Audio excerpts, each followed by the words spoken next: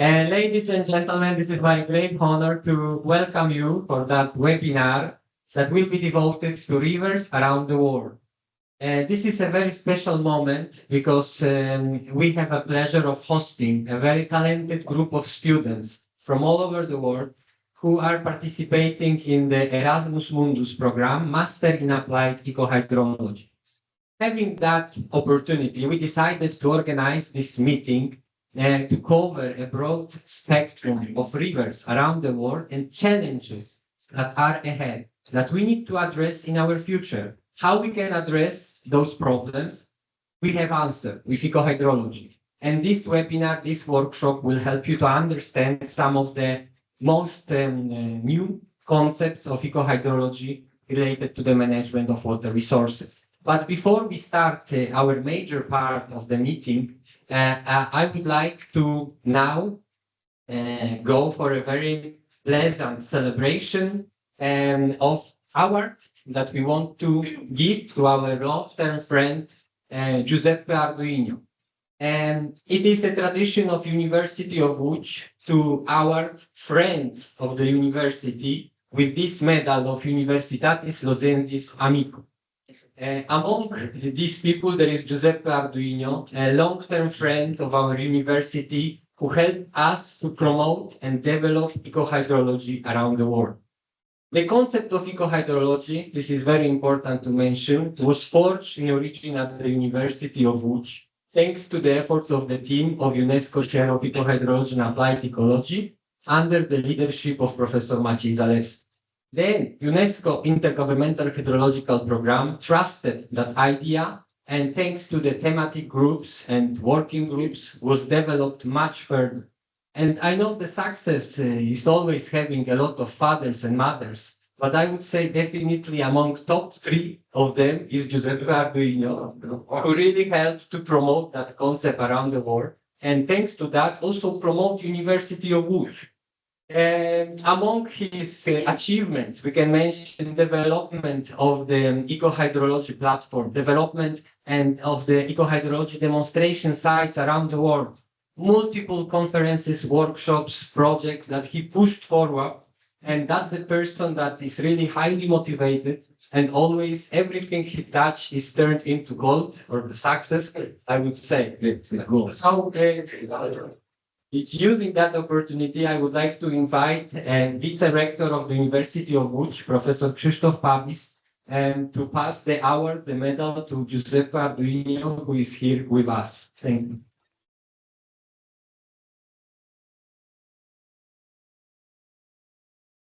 I think that you all know that scientific cooperation is an important part of every scientific work. And sometimes it goes further and became a friendship, and that's the situation here. The friendship between our eco-hydrological team and yourself. So I think that this medal is a symbol of this friendship, and I'm honored to give it to you. Please accept.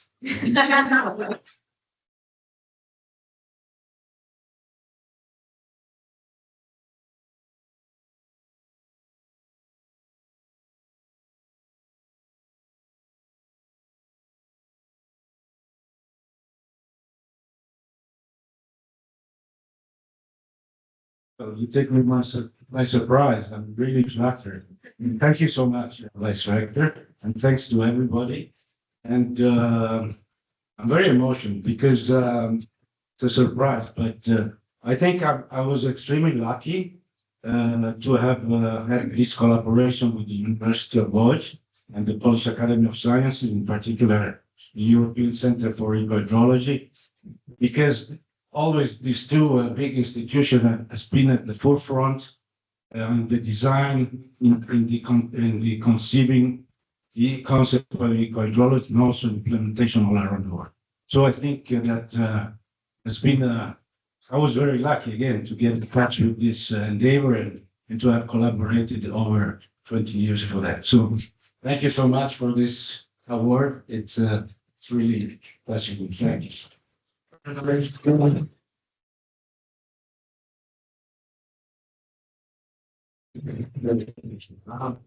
Hello everyone, and I would like also to join to this graduation to the Giuseppe. It's a great honor for us. I would like to say that this medal is a result of the good cooperation between you and UNESCO Chair of Hydrology and Applied Ecology, and also your Center for Ecology, the Polish Academy of Sciences. And we hope to have a good cooperation also in the future, because we have a new possibility. We have students, great students, the best students this year from the other continents, from the more than 20 countries from the world. Therefore, I hope that wish you a good seminar, a good webinar today, and to discuss the problem of water in your countries, and to think about how we can apply hydrology and hydrological solutions to optimal results for the agreement. Once again, congratulations, Giuseppe. Thank you very much.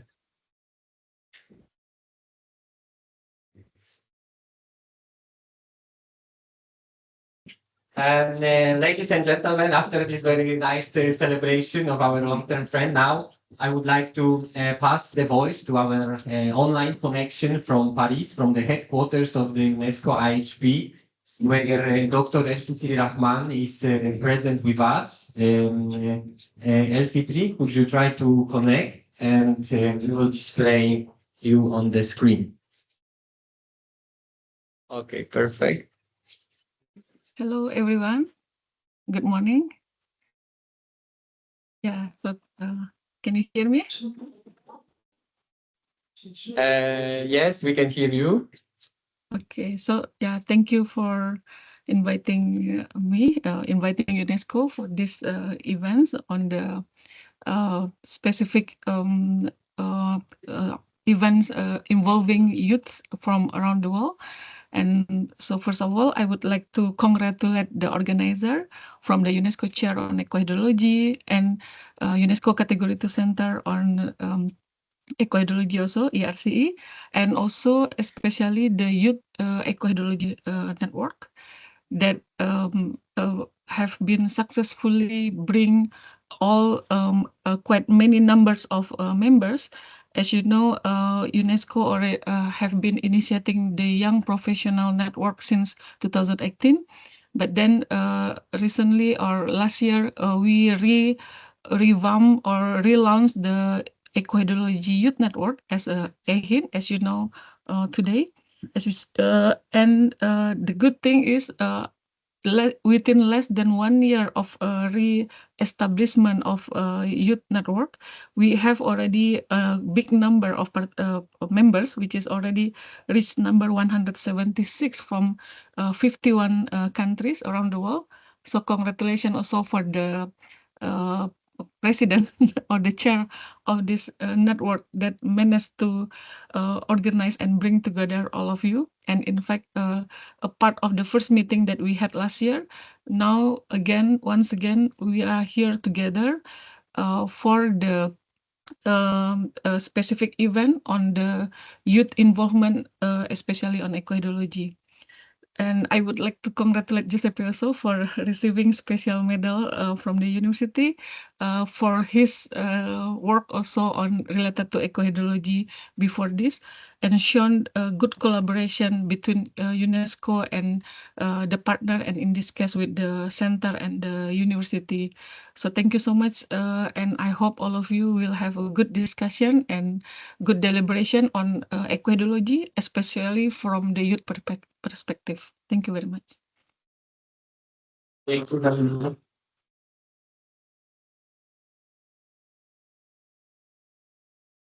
Thank you very much, Elfitri, for these kind words.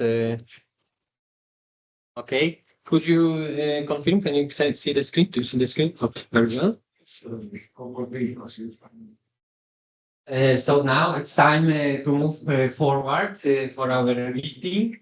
Welcome everyone once again. My name is Paweł Jarosiewicz. I have a pleasure for being a chairperson of Ecohydrology Youth Network, but I also work as a researcher at the UNESCO Chair on Ecohydrology and Applied Ecology and European Regional Center for Ecohydrology, which are also co-organizers of today's meeting. And we meet today in a beautiful building of the library of the University of Łódź.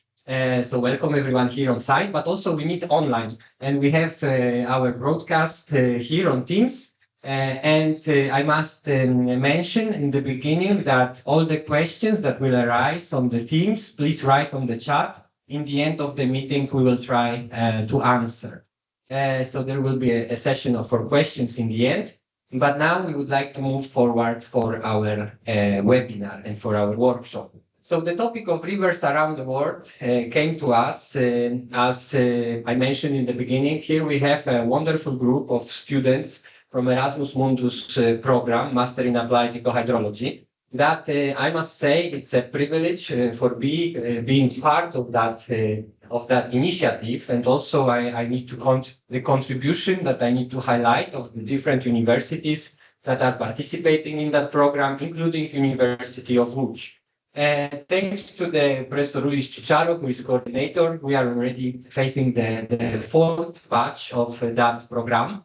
And I must tell, every batch is exceptional. It's amazing. And working with you, it's really stimulating me and my colleagues, I know, for making even more progress in ecohydrology. So today's meeting is also to see your perspective on rivers and your perspective on solving problems. And I must say, it's not only a pleasure of studying ecohydrology, but very important element that you are achieving is you are getting the skill of multinational collaboration, because you are in such a nice group of people from different corners of the world, and you can collaborate in such professional way. And the idea of that workshop is also to give you the space for that collaboration, so you can test a little bit. And what we plan to achieve from that is the report or the paper that we would like to present together. And hopefully we will achieve that before June, which is the term for the celebration of the 50th anniversary of the IHP, so Intergovernmental Hydrological Program in UNESCO. So this is the contribution of youth that we want to bring, using that opportunity of having these wonderful people together with us. And staying with UNESCO IHP, I must underline that now we are in the 9th phase of that program being implemented. We are already in the midterm because the program started already in 22. So I think it's also a nice moment to have a look at the program and think a little bit about the second part of that phase and how we can contribute to the implementation of some of the major concepts that were put to that program. And among them, you can find the WBSR concept developed by Professor Maciej Zalewski in 2014 for the first time, and later progressed under the UNESCO IHP scope. So that idea, that WBSR concept, will be also a part of our idea for development of that report and today's meeting. And as I mentioned to you, it's a special occasion that we can contribute to the 50th anniversary of IHP with our work.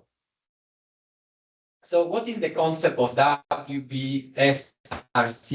As you see, it evolved further into additional letters, so it became a little bit more complicated. However, the core idea is how we can translate the Sustainable Development Goals into water management, how we can support integrated water resources management. And the concept was that inside this program, sorry, 1 second. Yes, the concept is that we have to look, obviously, always at the water. The water where we observe a huge problem with water quality and available resources related, for instance, to the climate change. Then, on the second hand, the biodiversity is also very important. Biodiversity that we understand as the function of the ecosystems to help us to deal with specific threats to the aquatic ecosystems. if we consider these two elements, we can go to ecosystem services concept. So what our aquatic ecosystems, what water resources and ecosystem based on water can bring to humanity. And then we know resilience is a huge concept that we need to always address if we talk about climate adaptation and adaptation to threat that anthropopressure is generating. Then these four elements can be supported with culture and education, but also policy and law. So in general, this concept is inside the UNESCO 9th phase. However, we want to contribute to the implementation of that concept around the world and prepare the report that will be kind of methodology of implementation of that approach for river basin management. So let's see what will happen with that and how we can work. Today we have a first meeting that will start our discussion about this topic. So obviously in the concept of ecohydrology, we want to push from the sociocentric and mechanistic approach for the catchment management to the evolutionary and ecosystemic, where we have these all elements implemented and addressed. So the aims of the workshop to highlight is to initiate the discussion about the WBSRC concept for sustainable river management, to demonstrate the diversity of rivers and water-related issues as also potential solutions from around the world that you will hear in a moment, and also to support the development of new ecohydrological demonstration sites. The last one is also to prepare a youth perspective document dedicated to the implementation of WBSRC concept in different geographical and socio-economical contexts. A document that will support the implementation of UNESCO IH3 Phase 9. So I hope we can achieve that before June. Okay? So having that in mind, also I want to recommend joining our Eco-Hydrology Youth Network and obviously sharing that information among your networks so we will grow even bigger. Currently it's about 180 members, but I hope by June we could have still 500 members. Why not? Keep it big. So thank you very much. Now we will move for the students' presentation that are the most important part of that meeting. And as the first speaker, I need to use some help. As the first speaker, I would like to invite Sophie Mulligan, who will present the river Thames.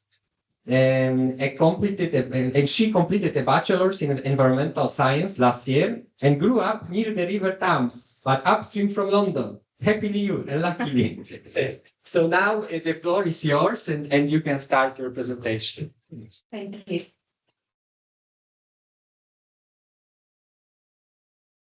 Good morning, everyone. I'm going to be presenting on the River Thames, which you might recognise by its iconic meanders throughout London. So just to give some background to the river course is 215 miles long, or in a more universal term, that would be 345 kilometres. The drainage basin is just short of 30,000 kilometres, and I am not going to be focusing on London today for one very specific reason. So I'm going to be focusing on the region here where I grew up, which is this bit here. And here you can see the drainage basin of the river, and it's the largest river in England.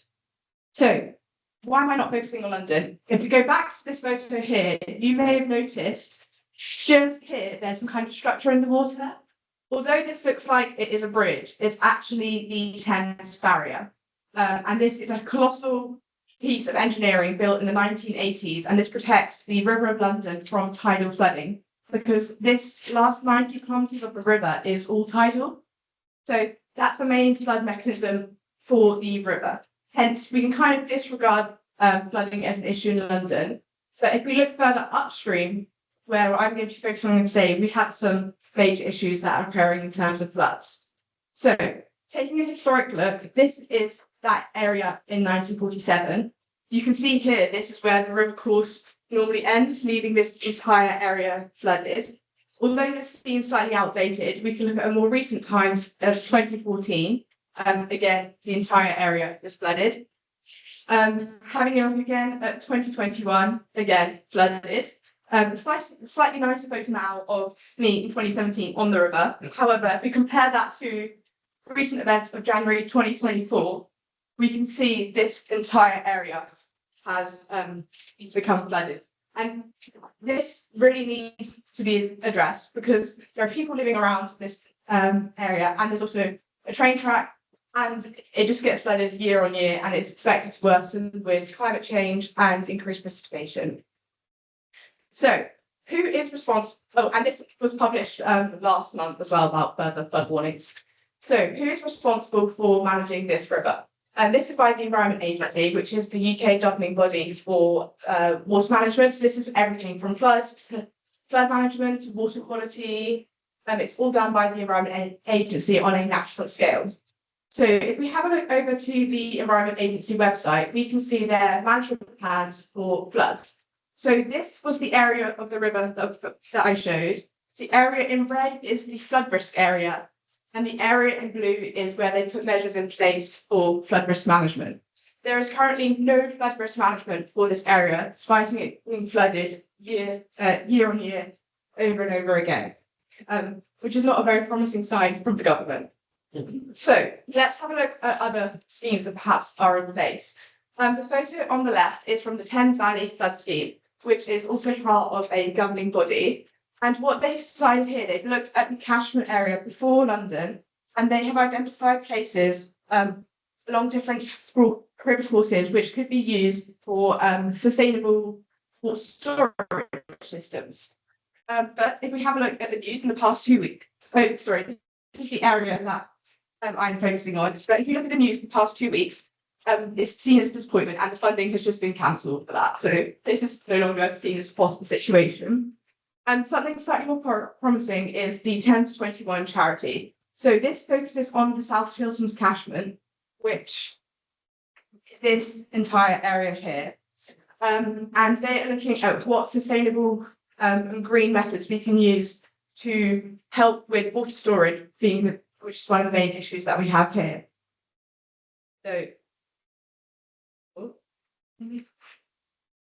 there you go. So they're looking at doing it more of a catchment-based approach, seeing as what government has provided so far has been completely insufficient, and looking from NGOs and the locals' perspective to how we can improve water storage management in this area. I think something that is also important to note, hasn't been explicitly said in the literature, but I think there may be some bias in terms of allowing this area to flood so that London doesn't flood per se. However, whether that's a reasonable approach and whether this means nothing should be done in this area is probably not the correct answer. So moving forward, the potential of improvement should focus on a local scale and looking at how we can use nature-based solutions to improve the water retention, especially against flooding in this region. Thank you.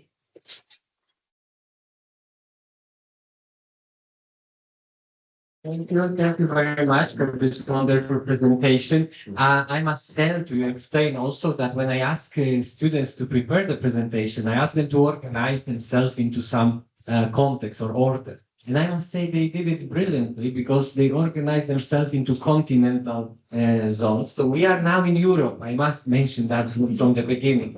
And staying in Europe now, we will move to the greatest friend of England of all the time, so to France. And here with us, Paul Momet, who studied in Paris at the University of Sorbonne, where he graduated last year with a double bachelor degree in biology and journalism. And he will present a project that was initially a journalistic investigation conducted as his final project. So, welcome. Please, the floor is yours.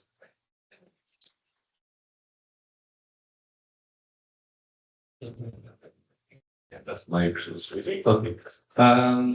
So, good morning, everyone. I'm really happy to be here.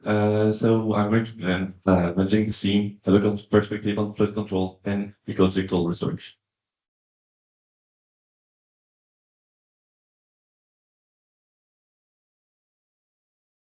Okay. Let's go here. Now try. So the Seine River is a basin located on the north part of France. It's a basin spanning over 75,000 kilometers square and over 775 kilometers. At the estuary, the flow is 410 kilometers, cubic meter per second, and in person it's around 300, and during flood it can go up to 2,000. And even though it's not one of the French biggest river, it's the fourth, I think. It's hosting around 40% of the French GDP, mainly because there's Paris in the middle. Let's do a close-up on Paris. Okay. Some problems. Not sure what's Now should know. Okay. So here it's Paris. And the blue part is like the biggest recorded level of the Seine River. You can see that it goes quite big, and in Paris, it was mainly in the 1910, the last 100 probability flood happening. It blocked Paris for 3 weeks, and it's estimated by OECD that such event nowadays will cost 30 billion euros to France, impact 5 million people, and lead to the loss of 400,000 jobs. In the middle of the blue area, there are some train stations and our national archives as well. Now I'm going to propose you to focus on this big blue patch on the middle, which is a big other area. So it's called La Bassée. It's spanning over 30,000 hectares, and it's a hotspot of biodiversity. The light green part is a Natura 2000 protection zone for birds, namely, and the dark green part is a national reserve. They need to expand it now. It used to be a flood expansion zone for the Seine River, but due to heavily modified landscape, it's just a river and some lakes around, because it was used to mine some gravels there. So now it's not much hydrological working anymore. And it's also providing some drinking water for the population here. So now we're going to focus on some projects happening there. This one is the Seine widening. Here you can see it. So this is the natural flow of the river, and they want to like straighten here so bigger boats can pass. It's made by One Navigate de France, which is responsible for fluvial transport in France.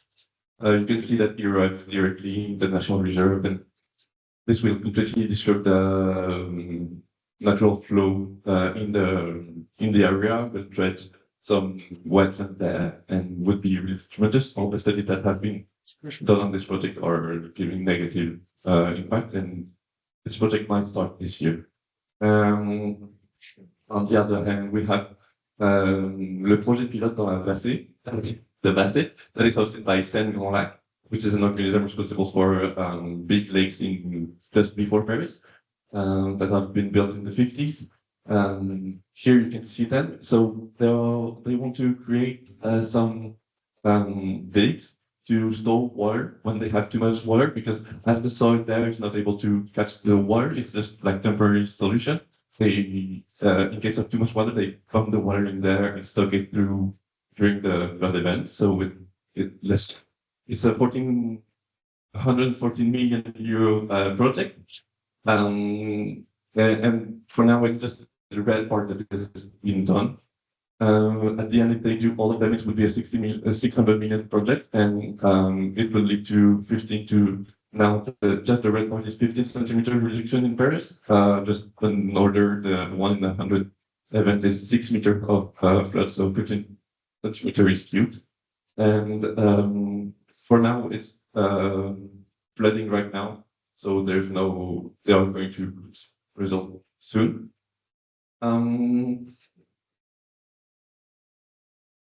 Okay, so I think what's important to see there is that it's competing interests that are in this region. One is the navigability of the Seine River, and the other one is protection of the flood. I think that one of the problems with that is that it's competing interests, because it's really fragmented responsibility. So the two projects is different people responsible for that. There's not a coherent way of doing it. When I went there to ask people how they felt about this project, the whole idea was we're not being listened. They come from Paris to have a meeting about this project, but it's obvious that it's Paris against us and that we don't really matter in that.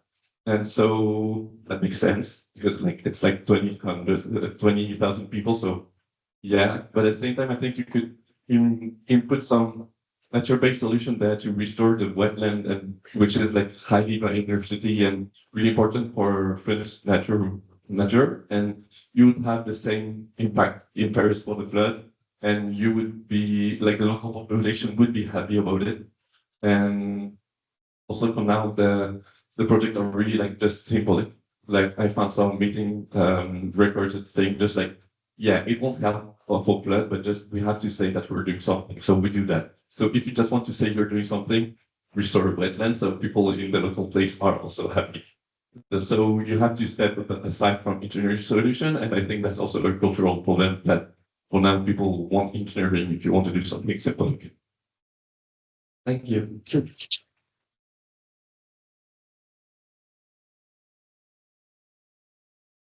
Thank you, Paul, for that wonderful presentation. And now let's move a little bit east to the Netherlands. I would like to invite Aniek van Giepen, studied liberal arts and sciences in Maastricht. I must tell you also this is the only city I visited in the Netherlands. Very nice, guess. With a focus on interdisciplinary nature conservation. She wrote a guidance document on environmental flows in the Commonwealth for the executive branch of the Dutch Ministry of Infrastructure and Water Management, and we'll present exactly that catchment today. So with great experience, please welcome.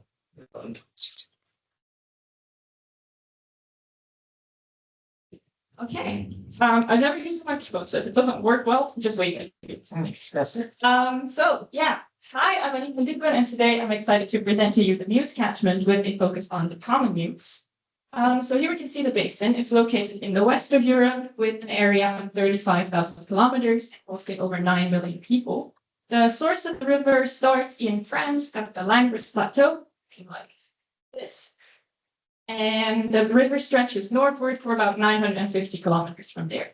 And even though it's a rather small catchment, you can see that it spans partially over, like it spans 5 countries. So we have the main course of the river going through France, through Belgium, both Flanders and Wallonia, and the Netherlands, with tributaries arriving from both Germany and Luxembourg. So this river can be divided into 5 distinct areas.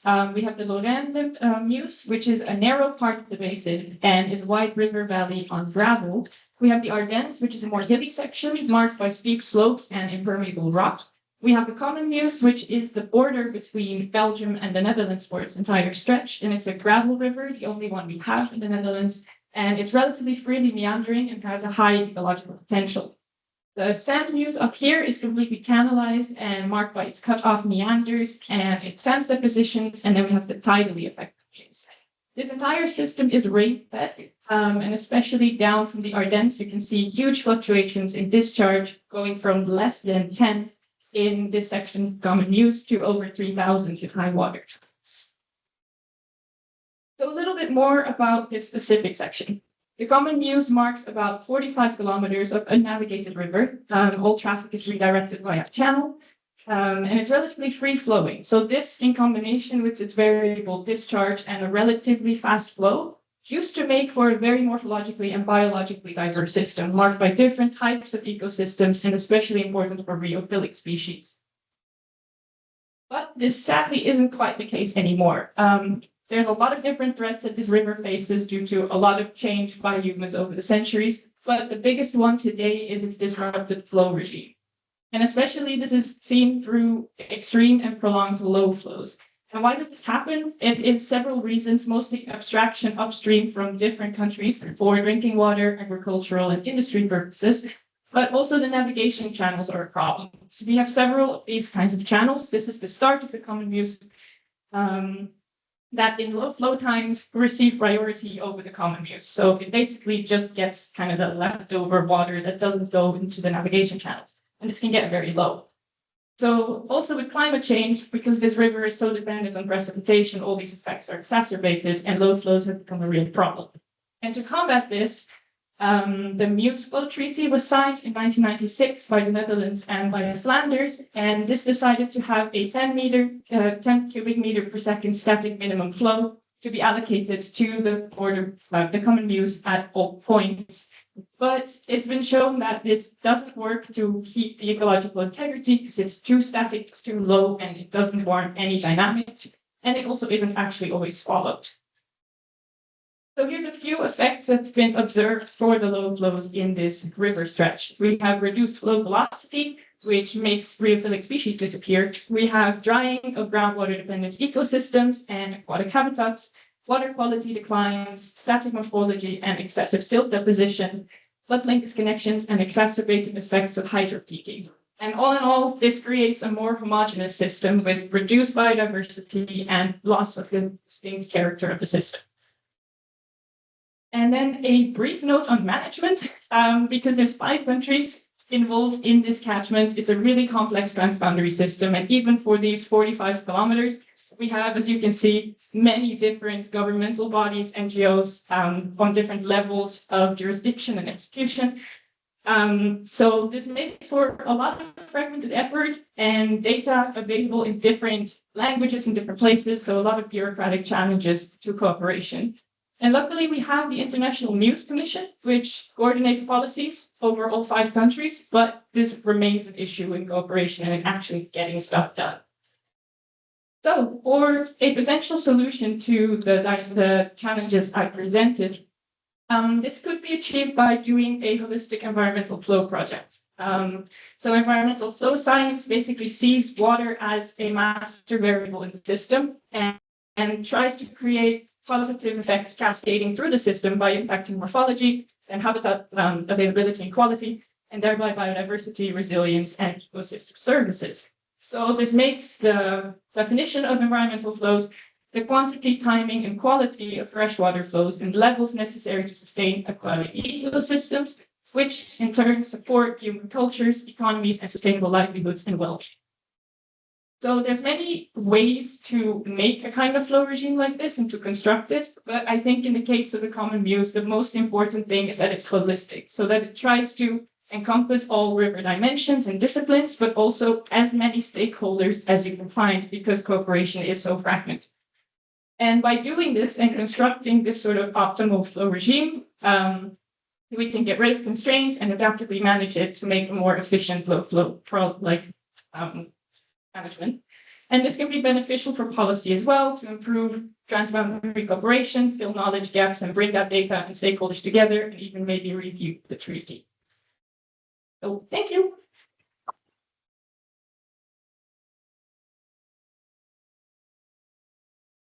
Thank you very much, Annick. Now, before moving to the next speaker, I also have one information for everybody who is listening us today. Please also keep in mind that we are open for any suggestions and contributions from you. If you find that you can collaborate, you can help to our students that are presenting today, please, we are open for a contact. Yeah, so I encourage you to do it. Now, moving even further east, we move to Azerbaijan, where we invite Peri Nazarli, a Bachelor of Ecological Engineering from Azerbaijan. She will presenting the Transbordary Aras River in the Caucasus. It's a very interesting part of the world. Please.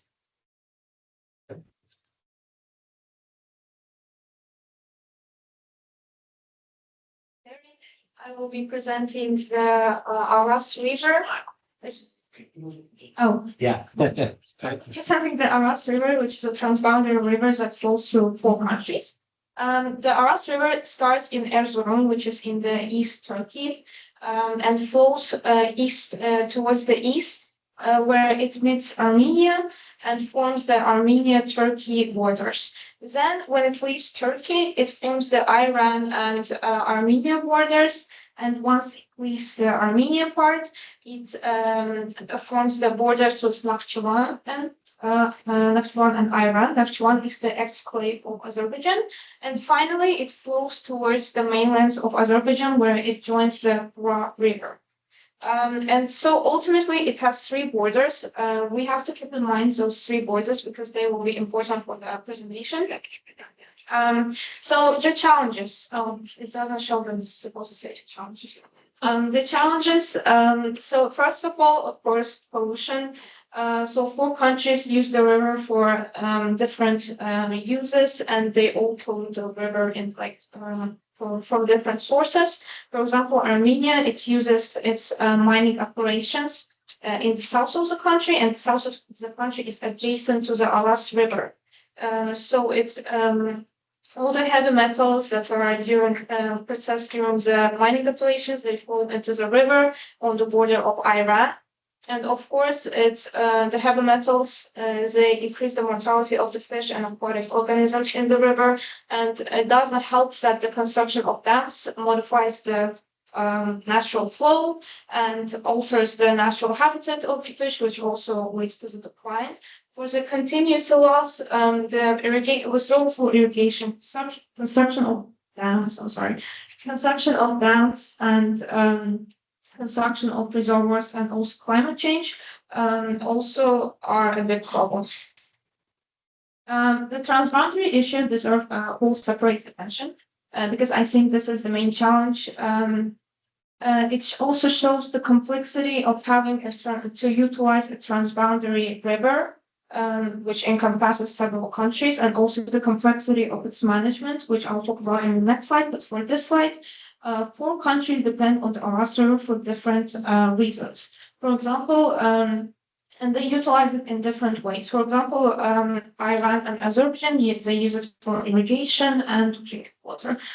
Turkey, it uses it for hydropower and agriculture. Armenia uses it for its industrial activities. So it's really difficult to create a unified approach, a unified collaborative system, because they all have different priorities. Also, the countries, they don't communicate between each other, the neighboring countries. And so every time they build their new reservoirs, their new dams, their irrigation systems, it all causes a huge stress on the Aras River because it's just one water source and 4 countries just doing their own thing without any communication. That's why the IRWM is really important, integrated water resource management. And to see the water management of the river a bit closer, we can see this pie chart, which so we can see how it evolved over the years. So first it was focused on, it wasn't focused at all on joint management, flood control, and water quality. As we can see, they were not addressed at all. But now, in the recent years, it's the problem shifted more to water sustainable tools, which is hydropower and flood control, water quantity, and infrastructure. It's not being addressed. But also the previous problems still stay because there's just no collaboration at all. And on the right chart, you can see how cooperation intensity has changed over the years. And there is some progress, but it's still not enough because there's also political problems. In the countries, there's political intensity in the countries, they can't cooperate. There is some level of cooperation. For example, Azerbaijan and Iran, they have joint agreements on infrastructure of the water. Or Iran and Armenia, they have efforts towards environmental monitoring, but they're bilateral and they're fragmented, so it's not just a unified collaboration. So to address those issues, we can use the WBSRC. For the Aras River, we'll be focusing on W, which is water governance. It's fair and cooperative decision making. Oh, okay. And that's sustainability and continuity. So that's why. Those would be the most suitable approaches to address the issue. Thank you.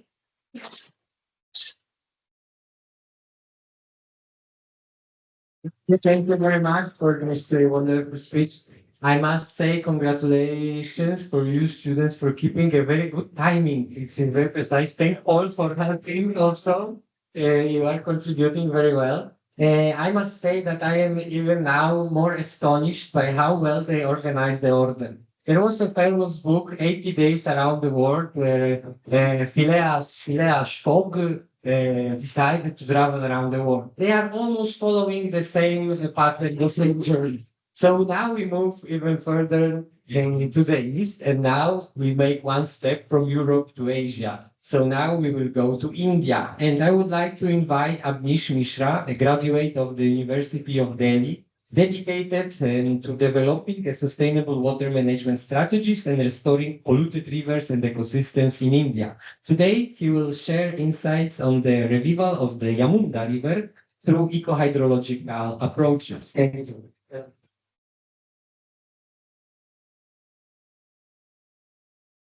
So thank you. Welcome everyone. I'll be presenting River Yamuna and I'll be sharing potential of eco-hydrology for the revival of a dying river. So this is the beautiful glacier where it all starts, the Yamunotri Glacier, located at the height of 6,315 meters. And the river Yamuna originates from Yamunotri Glacier and travels a distance of 1,376 kilometers across the major cities like Delhi, Agra, Mathura, and Prayagraj before merging into the river Ganga. And it has tributaries Stans, Chambal, Sindh, and Betwa. So, Yamuna has always been a site of historical significance because it was the Agra, which is the capital of Mughal capital for a short period of time, was located in Agra on the banks of Yamuna, and the current capital Delhi is also situated on the banks of River Yamuna. It also has cultural and economic significance because the birthplace of Lord Krishna is also in Mathura, which is also alongside, and the famous wonder of world Taj Mahal is also situated on the banks of Yamuna. And this is Triveni Sangam at Prayagraj, where Ganga meets Yamuna.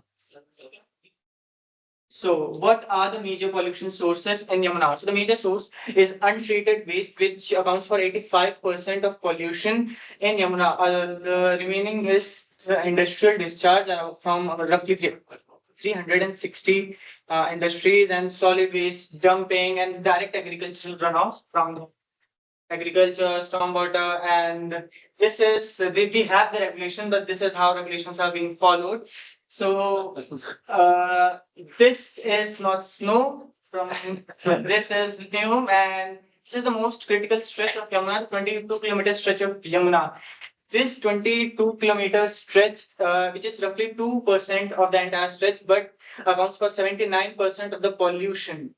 And it has no fresh water downstream. It has 18 major drains flowing directly into the river Yamuna, and the major is Najafgarh drain. And the funny story is, Najafgarh drain is itself a river, Sahibi river, which is river, but as soon as it enters, it becomes a drain and gets completely dead before draining into the Yamuna. But why is this happening? This is because the sewage generation capacity of Delhi is 3,273 MLD, but out of that, 26% is untreated, which is directly drained into the river. And even which is treated, we can see 22 out of the 35 STPs do not meet the quality standards. So even the water which is being treated is not the quality which should be. So you might be wondering, after this much pollution, what is being done? We have key authorities. Yamuna Action Plan started in 1993. With the collaboration of India and Japan, Delhi Pollution Control Committee monitors the pollution and just releases the report how polluted Yamuna is.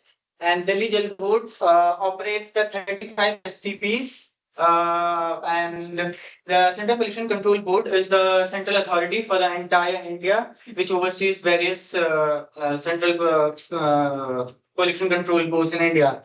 Despite spending nearly 750 million euros in just 5 years, there is no visible sign of Yamuna being clear. If we put it into perspective, it is nearly 34,000 euros per meter to clean Yamuna. But still, there is no cleaning, which shows the lack of bureaucratic coordination. But now, if we see, if the conventional methods are not working and green infrastructure is not working, it's time we let nature heal itself and implement nature-based systems and eco-hydrological approaches to treat Yamuna. So these are the case studies from Redum, and the most interesting methodology I'm interested in is from woods because it's in urban area and ex-situ treatment is not working in India. That's why I think implementing the SBBS in Delhi would be a nice idea to reduce the load on the drains and treating water before it moves into directly to the river. So this might help. And the major part is the thinking behind this. We can use the various technologies, bioremediation technologies into the systems before the water to reduce the load at the sewage treatment plant, which are already being overused. But water is the water quality is not the only parameter. Imagine a river without life, animal and aquatic species. That's Yamuna most of the time. But the other thing is constructed wetlands. Constructed wetlands that can help to improve the retention capacity and increase groundwater flow and also provide a biodiversity hotspot. And hopefully we have Yamuna Biodiversity Park, which started in early 2000s. And this is a successful case study from Delhi, which was in collaboration with University of Delhi. And with some help, maybe we can establish it as a ecohydrological site. So thank you, everyone. Thank you.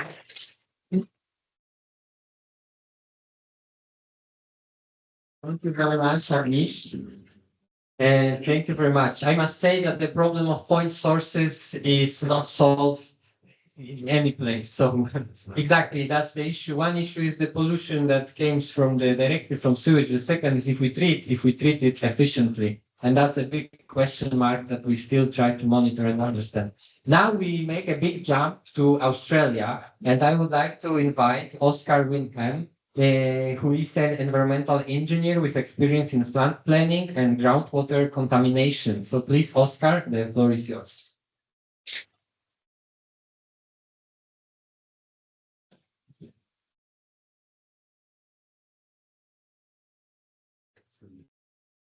Okay. So today I will be presenting on the Cooks River, which is one of the main rivers that runs through Sydney, my hometown. It is the most industrialized and urbanized river in Australia, which has coined the joke, anyone who enters is in less danger of drowning than dissolving. So it is a tide-dominated drowned river valley, as you can see up there. It's a relatively small river, 23 kilometres long, within 100 kilometres squared catchment. But within this catchment, there is a population of 400,000 people. The river can be broken into three sections. So here you have the upper river, which is hard to believe that is a river. So this is actually a photo from the headwaters of the river. So pretty much non-existent, completely channelized. As we move into the middle river, which is actually here, about here is where the estuary line ends. It begins its slow meander through the inner western suburbs of Sydney. And so here's a photo of Canterbury. This is the middle section. In the background there is actually where my cousin lives. So a bit of attachment to this area. And then we move into the lower river, where it is met by two significant tributaries, which is the Cox's Creek, and the Alexandra Canal, where it exits into Botany Bay, which is where the international airport is. So lots of industry. Now, so the current state of river health is measured with the New South Wales River Health Score, which assesses 4 criteria: freshwater benthic macroinvertebrates, water quality, riparian vegetation and creek channel condition, and benthic diatoms. So in all of these, it has scored D+ to F- 4. How did we get here? So to understand how we got here, you have to understand the history of the river. So prior to colonization, for thousands of years, the river was bountiful enough to support 4 indigenous communities, the Bidjigal, Gadigal, Wongal, and Durag people. In 1970, land clearing began, and that started a long process of the removal of vegetation and channelization of the river. In 1948, industry started to be built along the river, which included wool washing, oiling down works, and tanneries. During wartime, there was also the production of toxic chemicals, In the 1940s, there was still swimming in the river, and there were 116 bird species reported at this time. In 2012, there were 60 species recorded. So in the space of 70 years, there was a loss of almost 50%. In 1970s was kind of the breaking point. There was a series of cyanide spills and mass die-offs. And so that triggered some environmental policy and law, and the dumping of contaminants, industrial contaminants was outlawed. There were still legacy problems. Fortunately, or unfortunately, a lot of the most toxic chemicals are now being buried in sediment, where I think it's probably best to leave them. And then in the 1990s, a series of community actions led to the formation of the Cooks River Alliance, which is a conglomerate of all the local government areas that the river runs through. So what else has been done? There has been the formation of community groups such as the Mud Crabs, which is a group of eco-volunteers who get together on the weekends to take rubbish out of the river. There is annual reporting, the Cooks River Ecological Health Report, using the system that I previously described. Local governments and Sydney Water have set up pollution traps and rubbish traps like this, and there's also been increased tourism along the river. For the first time a few years ago, a kayaking company opened up along the riverbanks, which was previously unheard of. So what else can be done? So even though there is the Cooks River Alliance, it's more a general guideline at the moment. And so there is not a synchronized policy between the 5 local government areas that the river runs through. So if we can synchronize the policy and funnel resources in the same place, that will do a lot to improve it. Something I'm more interested in, something the people in this room could actually work on, is identifying areas for renaturalization. So this is an area of the river in a suburb called Marrickville. And as you can see, there's space along the riverbank for the revegetation and restoration of the banks. This then allows the community to reconnect with nature, which is very important, because the vast majority of those people within the catchment don't spend a second of their day thinking about the river. Why would they, if it's just a channel? So as you improve it, you improve people's connection to it. And as people's connection improves with the river, that then puts pressure on local government, state government, national government to improve policies. So thank you.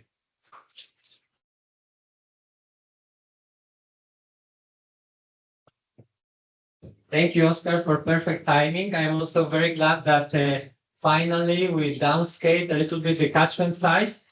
Because from the perspective of ecohydrological studies, having this gradient of sizes of catchments will be also very interesting in comparison between the sites. So not only geographically, but also in size and other terms. But now I must say I am a little bit concerned, because now from Australia, we move back to Pakistan. So geographical lesson, not fast, sorry. But luckily we are in Pakistan, where I would like to invite the first speaker, which is Muhammad Tufai, a geology graduate from Pakistan, presenting sustainable management of the Swat River, focusing on ecological preservation and resources management. So please, the floor is yours.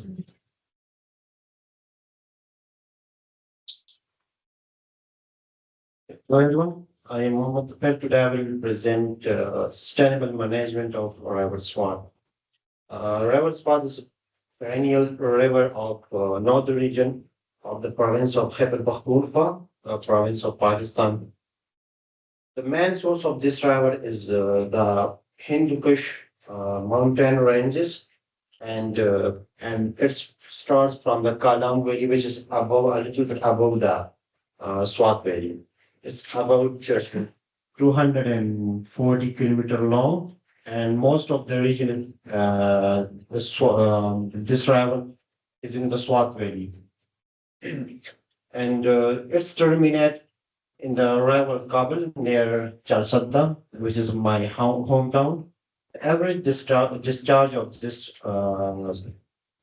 river is 280 cubic meter per second at Mundane, which is one of the hydro power on this river. Swat Valley is believed as the Switzerland of Pakistan, and it's very beautiful. And the beauty is because of these lakes, and in which one of is the Mahudan Lake. Mahudan is the local name of a lake, in which mean lake of fishes, in which mostly prominent is trout fish, and which very have a huge population of trout fishing Swat Valley.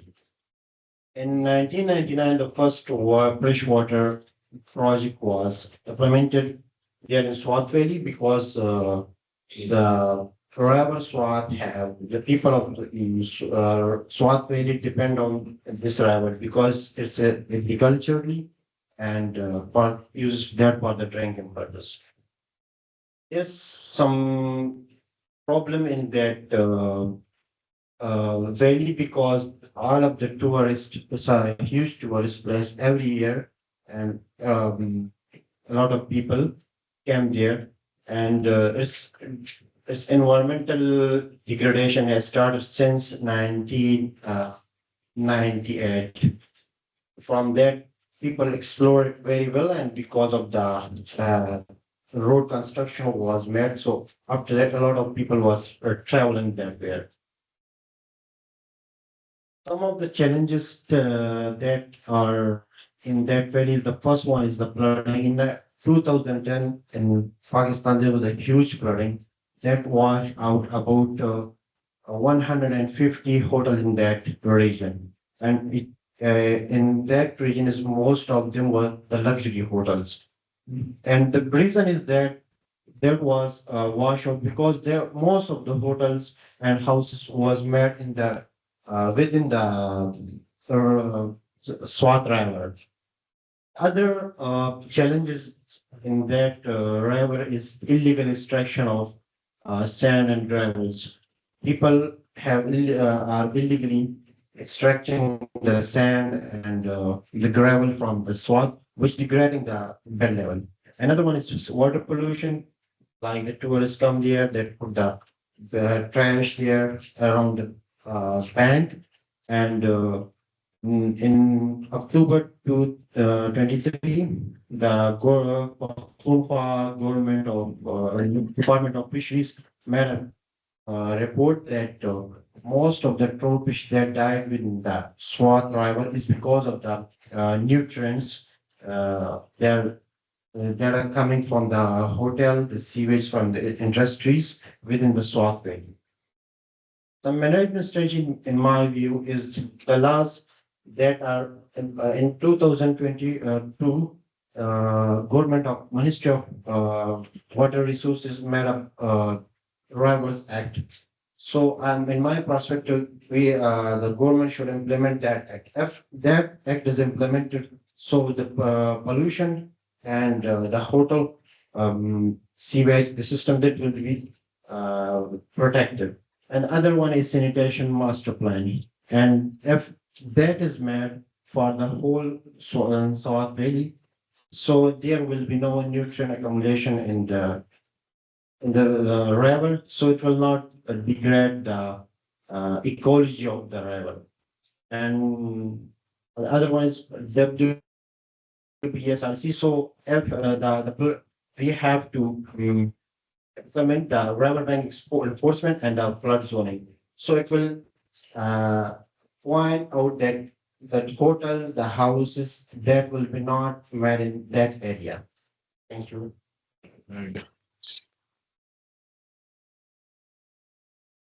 Thank you very much for the presentation. We are keeping a very good timing. Now, surprisingly, we don't move much further. We stay in Pakistan. And I would like to invite the next speaker, Anzal Fatima, who's already here with me. She is an analytical chemist from Pakistan, previously worked with Pakistan Council of Research in Water Resources on water quality and wastewater remediation. Today, she will present the ecohydrological solutions to tackle water pollution in the Indus River. Everyone,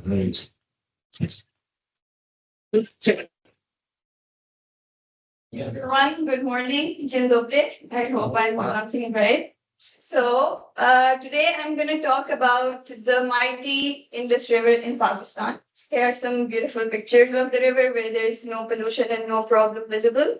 And talking about the location of the river, so the river enters into Pakistan from the north and it flows all the way like through the center of the country and then it drains into Arabian Sea at the south. And this river doesn't only benefit Pakistan, it's flowing through 4 countries, including Pakistan, Afghanistan, China, and India. And it has 5 major river tributaries, which are Jehlam, Chenab, Ravi, Sutlej, and Beas, which are 5 major rivers of Punjab. And that's where the name Punjab comes from, because Punjab means the land of 5 rivers. And talking about Indus River, so Indus River starts from the Tibetan Plateau in China, and this basin covers the area of 1.1 million kilometers square, and it benefits 268 million people. And these people depend on this river for their livelihood, agriculture, energy, household consumption, and industrial use. And at the same time, Pakistan has the biggest irrigation system. So this river feeds the irrigation system of Pakistan, which irrigates 2.5 million acres of land. And it's also like home to a lot of species, like 25 amphibian species and 147 fish species live here. And another very interesting fact about this river is the Indus Valley civilization, which is one of the earliest urban civilizations on the planet Earth. And the 2 major important cities are Harappa and Mohenjo-daro, which are in Pakistan. So there are a lot of organizations which are working on the water management of this river. The biggest one is IRSA, which is the Indus Water System Authority, which is working on the management of water of the river. We have WAPDA, International Water Management Institute, Pakistan Council of Research in Water Resources, where I've worked as well, and they focus on the water quality of the river. And ICIMOD and Living Indus focus on the climate changes in the river. And WWF is working on saving or conserving the biodiversity of the region. These pictures suggest that all those organizations are not doing great. And there is a big problem of water pollution. And because of the water pollution, biodiversity is impacted negatively. As you can see in the pictures, dead turtles, dolphins, and fishes. Another major problem is the industrial and urban runoff into the river. So I'm gonna talk about water and biodiversity pillars from WBSRC framework, and I'm gonna propose sequential sedimentation biofiltration systems for 2 reasons. First of all, I've witnessed it working successfully here in Poland. And second big reason is that Pakistan is not only rich in its vast river system, it is also rich in minerals. So all of the minerals which are used for absorption of the pollutants in water are naturally available in Pakistan. So we can utilize limestone, dolomite, iron oxides, apatite, and zeolites to absorb the water pollutants.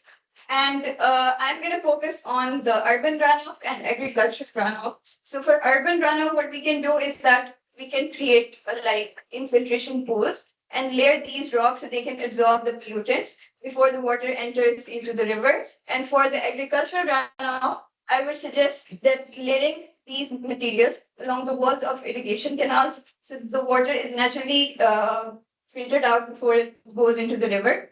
And the third important reason is that Amish also suggested a similar solution. So finally, Pakistan and India are agreeing on and that's all. Thank you for your attention.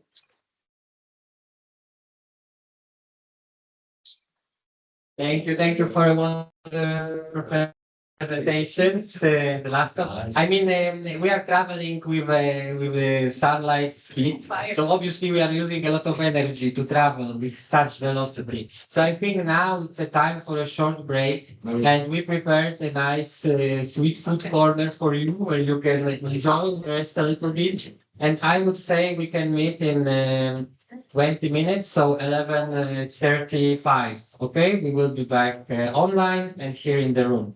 Thank you very much. Okay, hello everybody. The second part of our workshop. We will continue our journey. Now we move to one of the most rainy regions of our world with one of the highest precipitations to Indonesia. And now I would like to invite Nadia Yasmin, who has experience in water treatment and greenhouse gases accounting. And she is environmental engineer. Today she will present the condition of Titaru downstream in Gembong. Please, the floor is yours. Good afternoon, everyone. Now, today I'm trying to tell you the story about the sinking village in Muara Gembong estuary. Sounds so dramatic, right? But first, let's get to know with the Citarum water itself, because it's almost like the third longest river in Indonesia with the length for almost 270 kilometers, and then it's irrigate the field from rice. And even almost Indonesian, not Indonesian, Jakarta's people, they drinking water from this river. And it's also provide livelihood for 13 million people and generate electricity because they have three main reservoirs here, like Jatiluhur, Saguling, and Cirata. And as I remember, they also UNESCO field there. I don't know. Yeah. And then the demonstration site, sorry. Okay. But that fact is crowned as the world's dirtiest river by the World Bank in 2018. So yeah, we have a lot of problem in this river. They have a lot of industry, chemical waste, erosion, sewage effluent that haven't been treated, and even land subsidence 5 meters per year, which is crazy. And now let's move to the Muara Gembong, from the river to the sea. So we know that Citarum River starts from here, from Bandung, and then it's end in Bekasi, which is it's go north, and then in that part we usually have a lot of mangrove forest, but around 1,800 from colonization until our contemporary era, they changed the land into the shrimp farm, which is is a massive destruction of the forest, the mangrove forest, to become the shrimp farm. And here we can also see that this is the land of the Muara Gembong in 1985. They're full of the shrimp farms, and then 2000 they're still full of the shrimp farm, and then in 2010 there's a change of the land, which is it getting sinking. And now in 2025 it sinks almost 2,000 hectares. It's sink almost 3 villages there. People live this place, and some of them still live actually. Well, yeah, but going deep, what we already been facing about this operation, we face a lot of problems.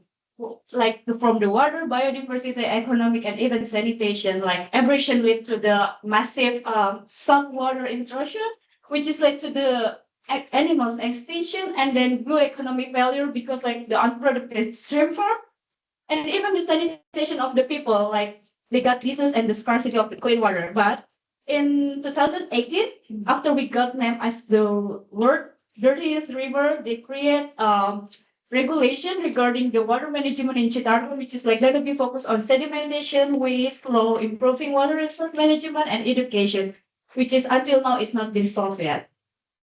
Now let's move on to the real problem, because here this is more research of my friends doing in the Muara Gembong itself. We have the crab eating macaw, long tail macaw, and then East Javan langurs, which is there are two primates in the Muara Gembong.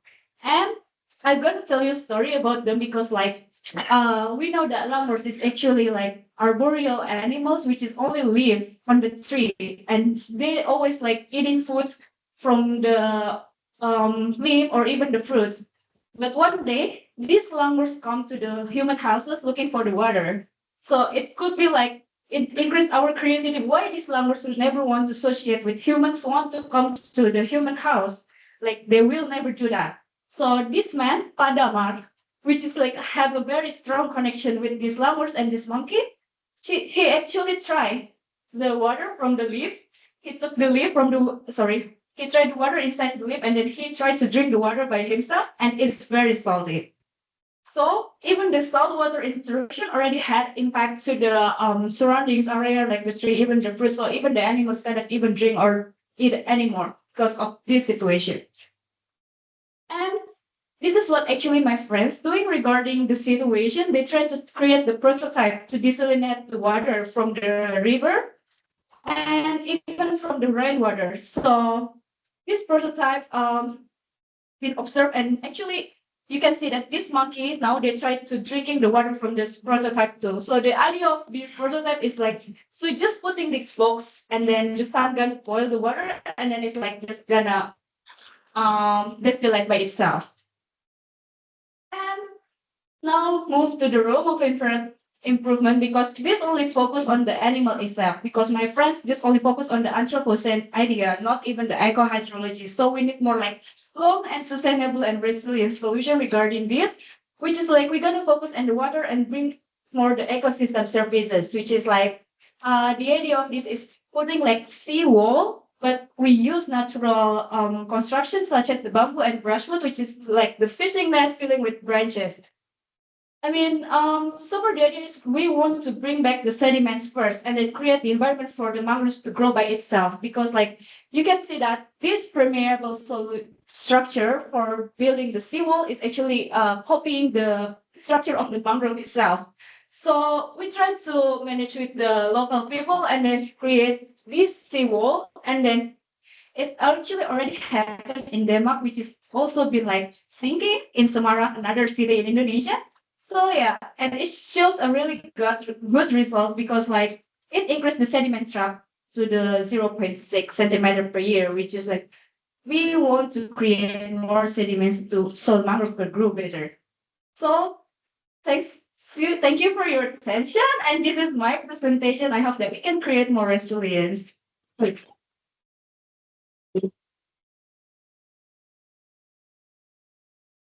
Thank you very much for a wonderful presentation.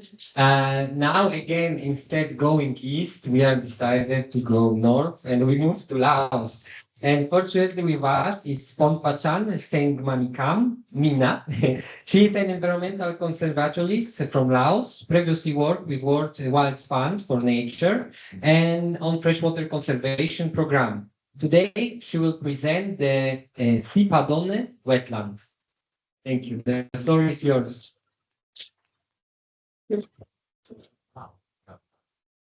All right. Hopefully my name is not as scary as the problem here.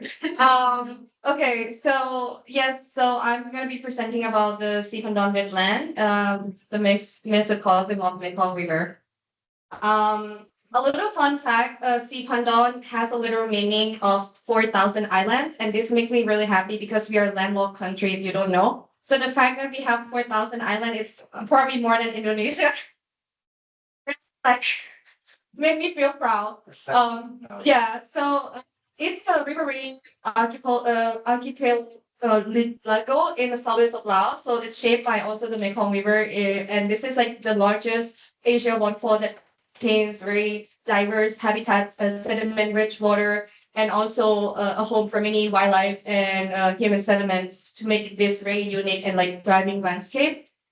A little brief overview about this area. So Sipandon wetland is located like in the south of Laos, as you can see over here. Oh, how to do this? But yeah, so it's the southwest and it's bordered with Thailand and then Cambodia. And the area is approximately just on this island, it's around like 60 square kilometers, but the whole this region is actually like over 700 square kilometers.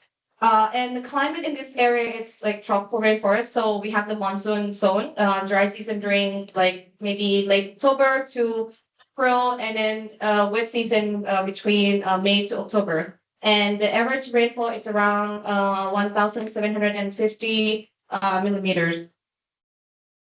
So these are some key habitats that is very unique and diverse in this region. So it's like consists of like flooded forests, river channels, islands, deep pool, and then the waterfalls, and also the rocky rapids that flow through to like the Mekong Delta, as well as the ponds and the tropical dry and lowland forest.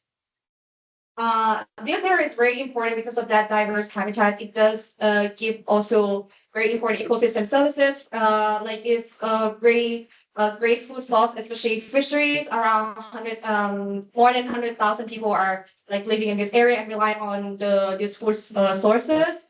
It's also hydrologically very important in terms of regulating climates and also water. Culturally, it's also very unique and important. There's also a festival happening or even happening every year that related to this river. So, and it's also a huge tourism opportunity in this region, which the country is trying to promote and then kind of shift away from the development. Lastly, it is also big biodiversity significant. It's a home for like more than 200 like fish species that are very unique and endangered in this in these regions, whether it's like the giant catfish, the Irrawaddy dolphin, sadder than Pakistan, it's already extinct in our region. But there are some more in Cambodia. So yeah, it's also a migration paths from Cambodia to for fish from Cambodia to Laos or like from upstream to downstream, and also a feeding ground for many fish and aquatic animals. So some of the key challenges in these regions, we have faced so many problems as like other rivers. The main, I would say like the big thing that very visible in the area is probably like infrastructure, like the hydro dam, like in the upper stream, or like the development in the riverbank for like tourism, for example. There's also a huge deforestation around the area, which deteriorating like the river system. And there's also sand mining in the tributaries, the wetland conversion, agriculture and urban runoff, and obviously the climate change. So it's a little context about like the management of this region. So we do have like some international level cooperation because it's also transboundary river or wetland. So there's a Cambodian Corporation Border Management, International Trade Tourism, the Mekong River Commission, the Biodiversity organization. But in terms of national level, there is like also like village, district, provincial, and national level, and also the Ramsar committee that's also kind of overlooking and overseeing the management of this wetland. However, even with this thorough kind of system, there's still a lot of management challenges, whether it's like the lack of like the management status for Sikandon per se, like especially the concept of like wetland management is still very new in this area. There's no like the set of new policy, it's still very like new. So it's because of that, like there's no proper status for this wetland, and also the imbalance between like development and conservation. So the country still needs to develop and get up like being developing, but but the need of conservation is also very significant. And obviously the transboundary management make it harder to like kind of taking care of the river and like the limited on the infrastructure and data and information. So one of the key problems that I want to focus on is like the climate change, especially the impact of climate change to drought. So there's this assessment by WWF, like kind of highlighting the annual rainfall that during the dry season is predicted to be less. And with the high temperature, obviously the evaporation rate is higher, and then the impact of also the dam that also change the natural flows, also exacerbating this like drought problems. So this is like the key problem that I want to bring attention and maybe find like the proposed solution that can for the future in the implementation. And one thing after like being the whole week of studying of groundwater, this really embedded into my head. I feel like why I never looked up into groundwater in this region. And once I search about it, there's still a huge gap of like information and data. And even if it exists, it's only exclusively within the country and never been shared. So it is really concerning problem. So if anything, I would like to propose that have like the ecohydrology focus would be understanding better of the groundwater system and maybe proposing like groundwater monitoring that initiatives that can understand like the interaction between like the groundwater and the wetland and how the role of this groundwater can like replenish the droughts or like its role in like drought resilience. So this would be one thing that I really wanted to push in the future if there's an opportunity. And by understanding this like this wetland or like groundwater interaction ecosystem, we can also emphasize like the conservation of like flooded forest restoration, which is like a nature-based solution that can help with like the drought resilience, the drought and climate resilience to like mitigate like a future drought and other problems.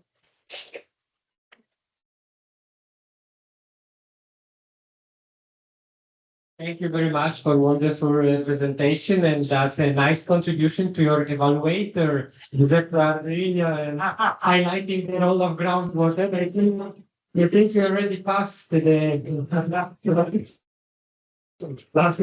Anyway, so I think the level of sugar in our blood is already at high level from the sweet corner. So we can jump, we can make a big, huge jump over the ocean and transport ourselves to the South America, where we will now. This is a big jump. So now we will continue, starting from Bolivia.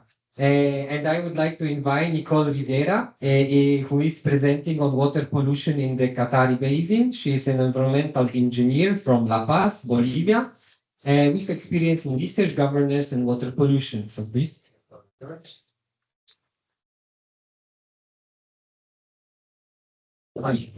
Okay, hello everyone. My name is Nicole, and today I'm going to talk about water pollution in the Qatari Basin in the Department of La Paz, Bolivia, as we can see on the map. So first, some general information of the basin. As I said, it is located in La Paz. Here we can see the map and the rivers, but I'm going to go into more detail later. It is an endorheic basin, and the water from the basin flow into the minor lake of Titicaca. And also the Qatari Basin and the minor lake covers an area of approximately 6,000 square kilometers. Considering that the water from the basin flow into Titicaca Lake, I would like to have some details of this lake. It is the world's highest navigable lake in the world. It is located between Bolivia and Peru. This is the minor lake, which the water from the Qatari Basin flow, and this is the major lake. It covers an area of around 5,000 square kilometers. It is really important because it supports local populations by providing water, fish, and aquatic plants that are used for crafts and food.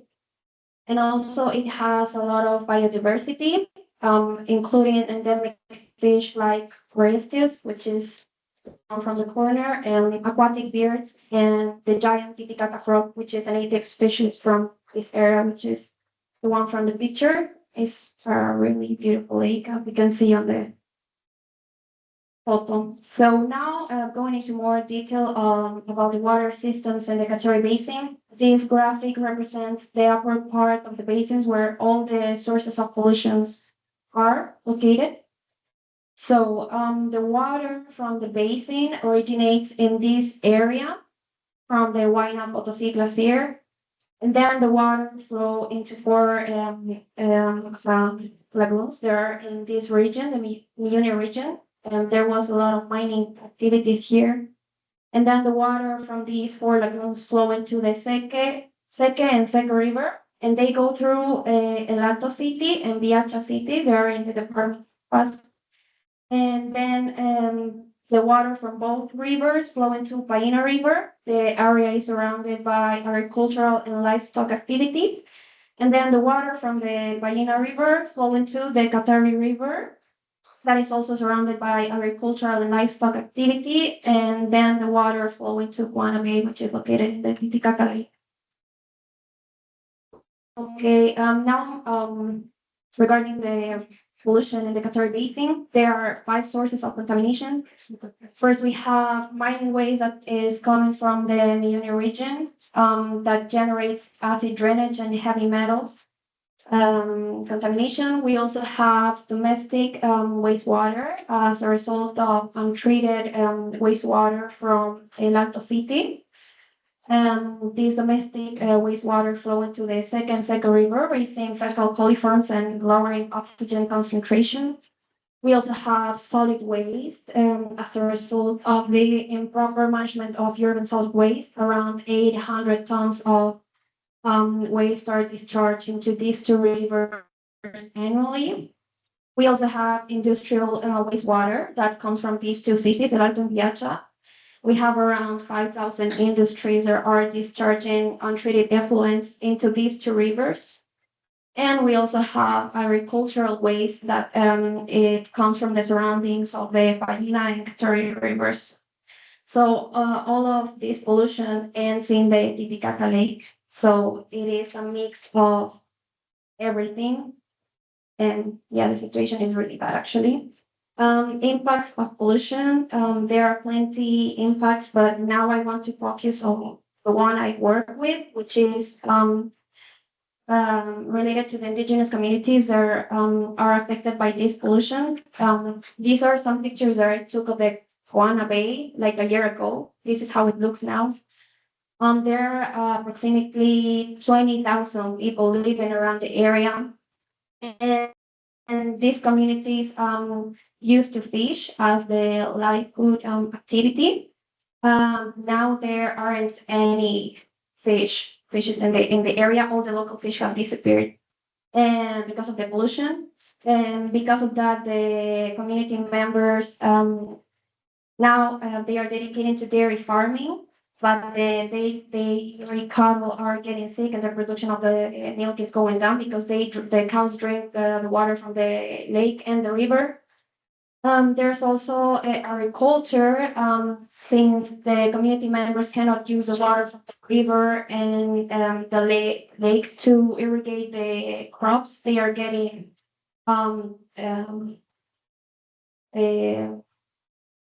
dry, and also they are suffering from a lot of pests that comes from the floods of the pollution.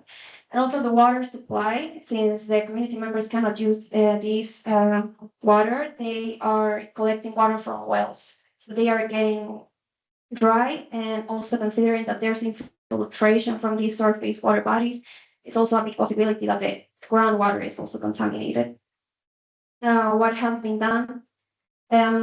The government has developed this plan, the Catori Basin and Minor Lake Titicaca Management Plan. It was published on 2021.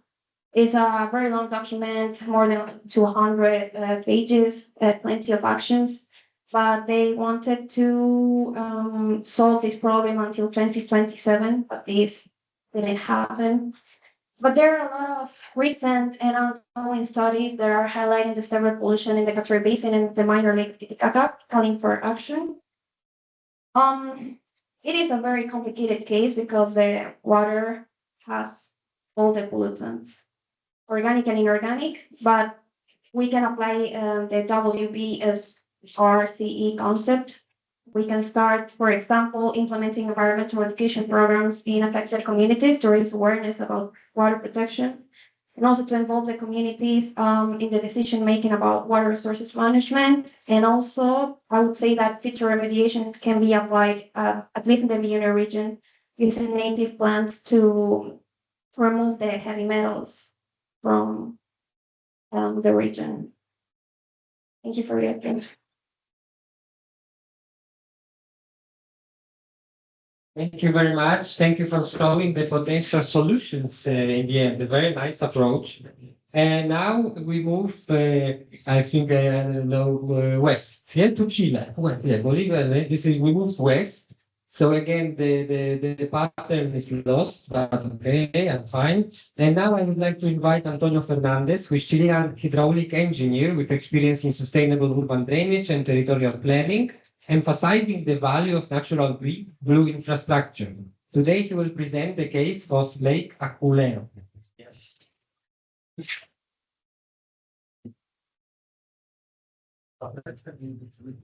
Okay, yes, I will present the case of the desiccation of Lake Aculeo in Chile. So my presentation have a really straightforward outline, location, the present challenges, current measures, and the ecological approach. So we are in this long, narrow country called Chile in South America, and specifically the central region is the metropolitan region where the capital city is. Here it lives like around 15 million people. It's like 3/4 of the country, and it has like 75% of the irrigated land. So it's like the huge economic hub, and in economic terms, it's one of the main regions. About the climate, we have a Mediterranean climate. This means like small rainy season and a long dry season, like could last until like 6-8 months. And refer to the case study we're looking at. This is this freshwater lake. In this area, we have an annual average of 550 millimeters per year. This is a huge biodiversity hotspot. We have a lot of endemism in here. This means species that you can only find in Chile, and specifically you can only find in this region of Chile. And also it's a tourist hotspot since we are like 1.5 hours away from Santiago, and it was the biggest fresh natural body in the region. So a lot of people go have holidays in there. And this subcatchment is characterized by its agricultural tradition. Like agriculture is the main economic activity in here. So challenges. This was the lake 2006. This was the lake 2018. So in 18, sorry, and this lake officially dried up that year. And from the research that they have done in the area, this is the first time that happened, like in 10,000 years. So of course, everyone went crazy with this. National governments, local authorities, scientifics, a lot of media cover, national and international.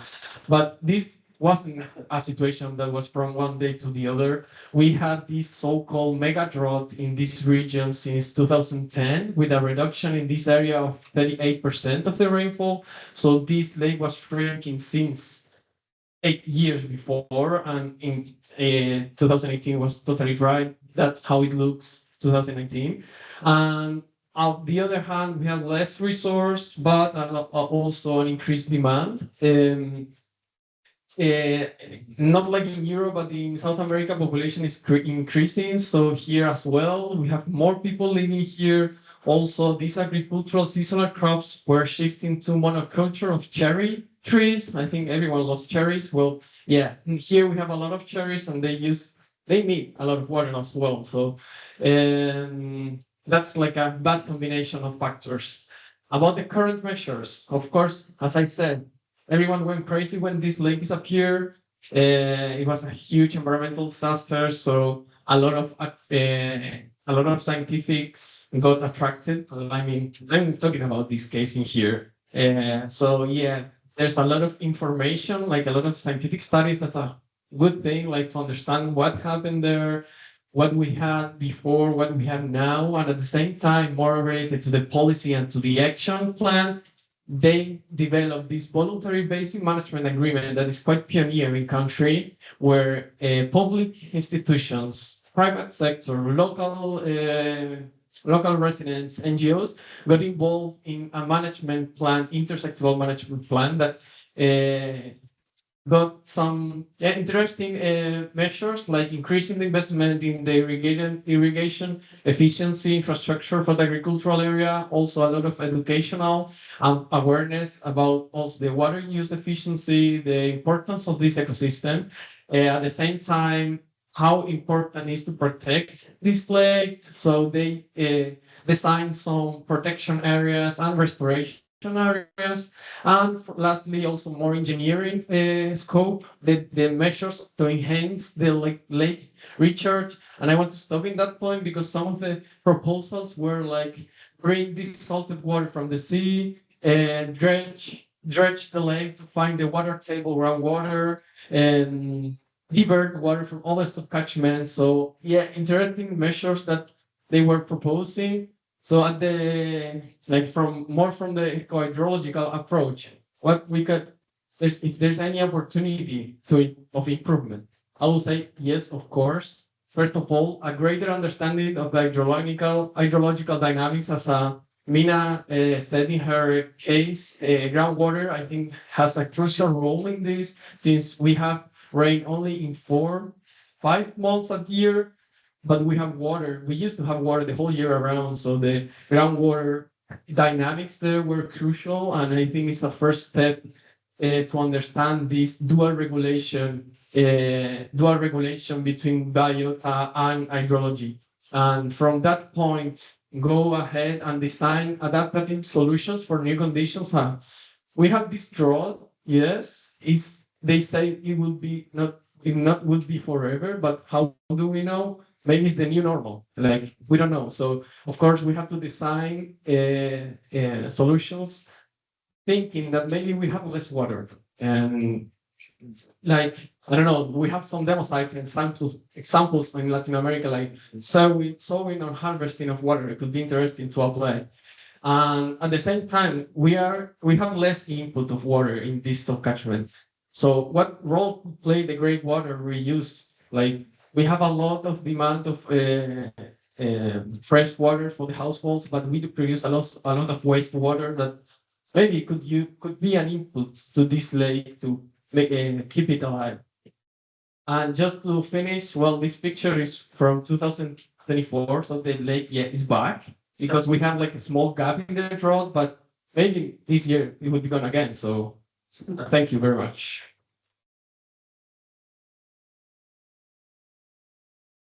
Thank you very much. So better run to swim if you want to catch up. As in Asia, Pakistan was overrepresented. Here in Southern America, we have one country which will be overrepresented. This is Chile. So now I am very happy to invite the next speaker, who is Adriana Rendon Funes, originally from Bolivia and based in Chile, has worked in the Institute of Ecology and Biodiversity and the University of Los Lagos. She has published articles on pollination, ecological restoration, ecosystem services. Adriana is also an advocate for wetland conservation in Angachila, Valdivia, combining research with community engagement. Thank you. The floor is Thanks so much. Okay, so first of all, I have to say that I thought we were going to have way more time to expose this. So instead of explaining every part of this study that we made, I'm just going to draw some parts so I can make points related to the WB solutions.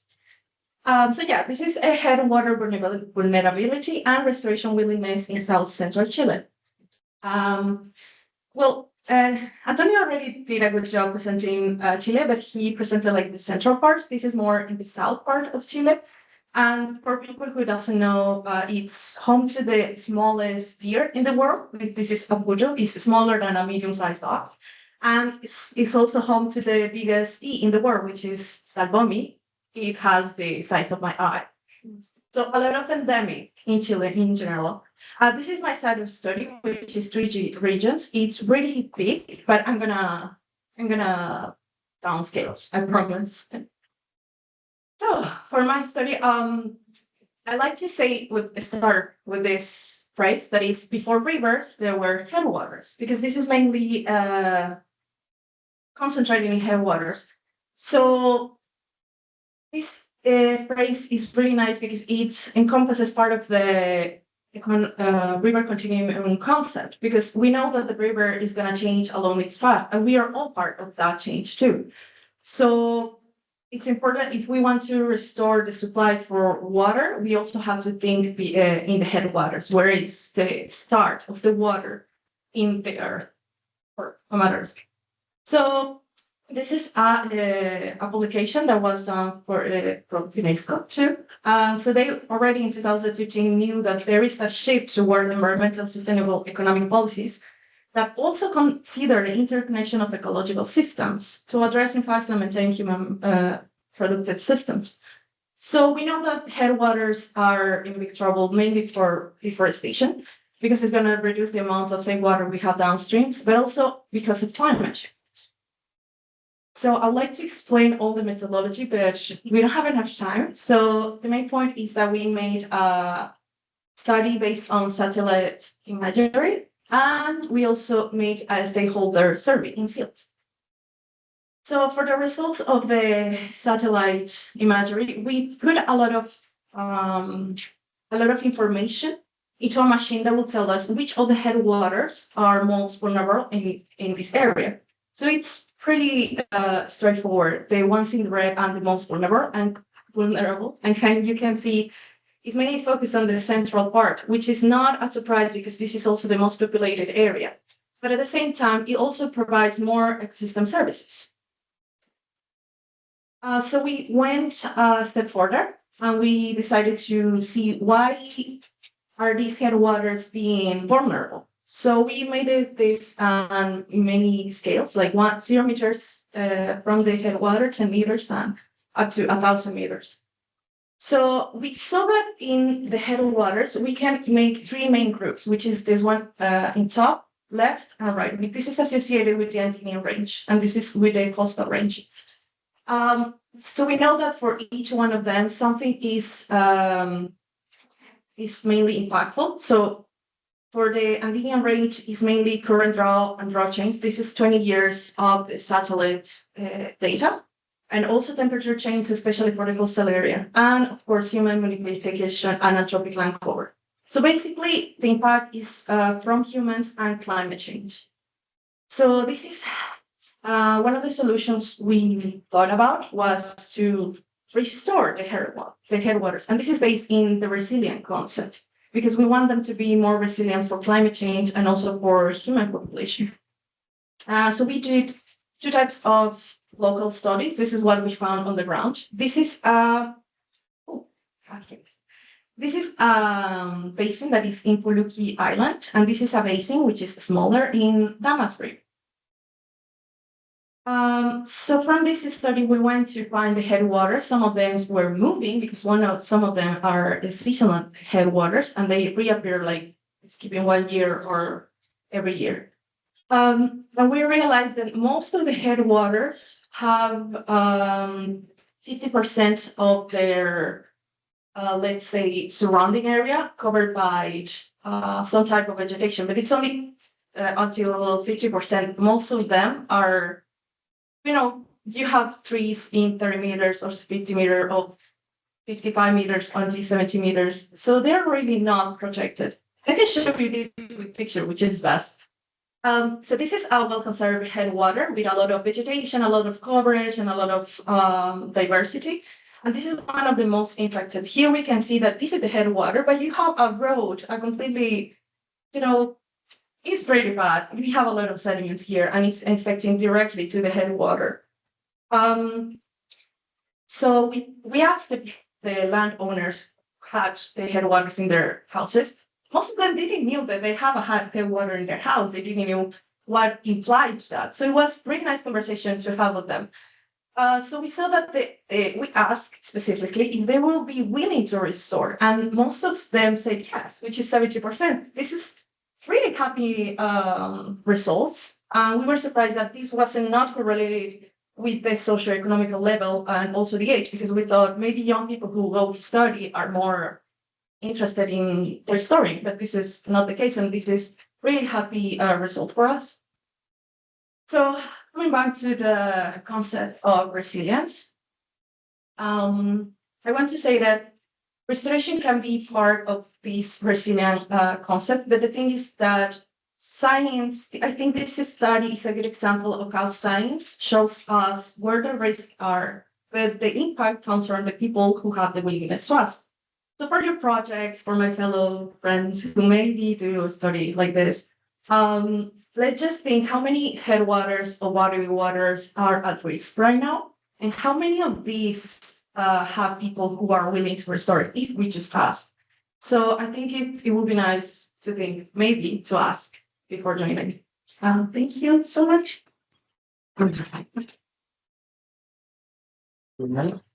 Thank you for leaving that question to the end of the presentation. Now we have a fit for thoughts. And then we would like to move north. So we are moving to Colombia. I would like to invite Lucia Reyes, presenting the Sasagamesa River in Colombia. She is a biologist born in Colombian Andes who has worked in high mountain aquatic systems, mainly with microinvertebrates and zooplankton assemblages. Thanks for that kind introduction. So yes, I'm Lucia Reyes. I'm really passionate about living first. And I'm from the Andes, I'm Professor Say, and this is my small town in the Andes. So yes. So, well, so far we have been talking about these big rivers. But as a biologist, sometimes we do monitoring. We also mainly focus on fishes, macroinvertebrates, sometimes not that much about microbiota. And that happens also with rivers. Sometimes we focus more in big rivers, but what happens with the small ones? So I'm going to focus in a small river called Sasagamesa. But first, I would like to tell you a little bit more about the water in my country. So what are the basins in my country now? So we mainly have 5 basins, as you can see there in different colors. The most important one is the Amazonian basin, because what you can imagine is the Amazonian forest. But also there is this one called the Magdalena Cauca basin, where my region is located, and where this small river is located. And before this, this river discharge in another big river that is called Chicamocha, and it's very important in my region because here is where we discharge all of our wastewater, like domestic, industrial, agricultural. We also have even a hydro plant that has many impact there. So after this, let's go to see our small river that is Sasagamesa. Here I wanted to show you how this river looks. Maybe you will think that it looks fine, it doesn't look that polluted, but the main problem is around the area. So what are the challenges that we have here? So the major impacts are first the coal mining activities, because in my country and more in my region, there are a lot of coal mining activities going on there. And sometimes, by accident, this water reach the rivers, and that causes death, mortality of fish and other living forms. Also, the agriculture, apart of just using agrochemicals or pesticides, it's mainly because of farmers sometimes they don't know how to properly dispose the containers or the plastics, and sometimes they reach the water body. Also, livestock, because there is livestock industry there, and mainly for meat production. And one that I think the most critical is we have waste treatment infrastructure, but sometimes they are not the best, and even sometimes it's not treatment infrastructure, it's just something to store the water, and that's it. And that's a big problem because that turns into stank water. And lastly, another big one that I think all of us has is the social aspect, because farmers, they have springs in their lands, and sometimes trying to reach these springs is problematic because it's they think that they are the owners of this, and instead of seeing the benefits for the whole community, they just see the benefits for them. So also finding discussions with them, but also within the locals there is complicated. So, but what about the water management there? So, in the town, Gamesa, they implemented a project that it was developed and also funded by the Switzerland Embassy in Colombia, that is called ASIR-SABAT, that in English will be Water and Rural Integration Sanitation. And with the implementation of the IRCA index that is used in Colombia to see the risk index for water quality, mainly municipalities, of course they figured out that the water there is not suitable for human consumption, more in this raw state. Why? Because they need to optimize the aqueducts for water purification, they need to implement water treatment technologies, they need to do ecological restoration, and even now with the new government there, they want to do that. So let's see in the next year they can do it. And also they are thinking about doing a restructuration of the productivity there, trying to transform more all the activities there to be more sustainable. So about these two ones, they optimize the aqueducts and also implement other kind of technologies that I think it will go behind with the ecological restoration. I think that, for example, in our pre-existing water treatment plants there, we can use for example, to adapt the scheme of constructed wetlands to do a more ecological or more friendly ecological solution there. So, for example, to take, for example, to create our sedimentation ponds, there to do a filtration, there to do a biofiltration with native species there, like plants. And for example, we also have our native junco, so we can use them because they are very resilient to start doing all of these processes in a more environmental way. But also along the course of the river, there are a lot of like agriculture land and also like animal feedlots. So it will be nice to try to implement like some kind of denitrification barriers and also like, for example, as here as this scheme that Professor Pegnar published in 2014, but also maybe to try to use other I'm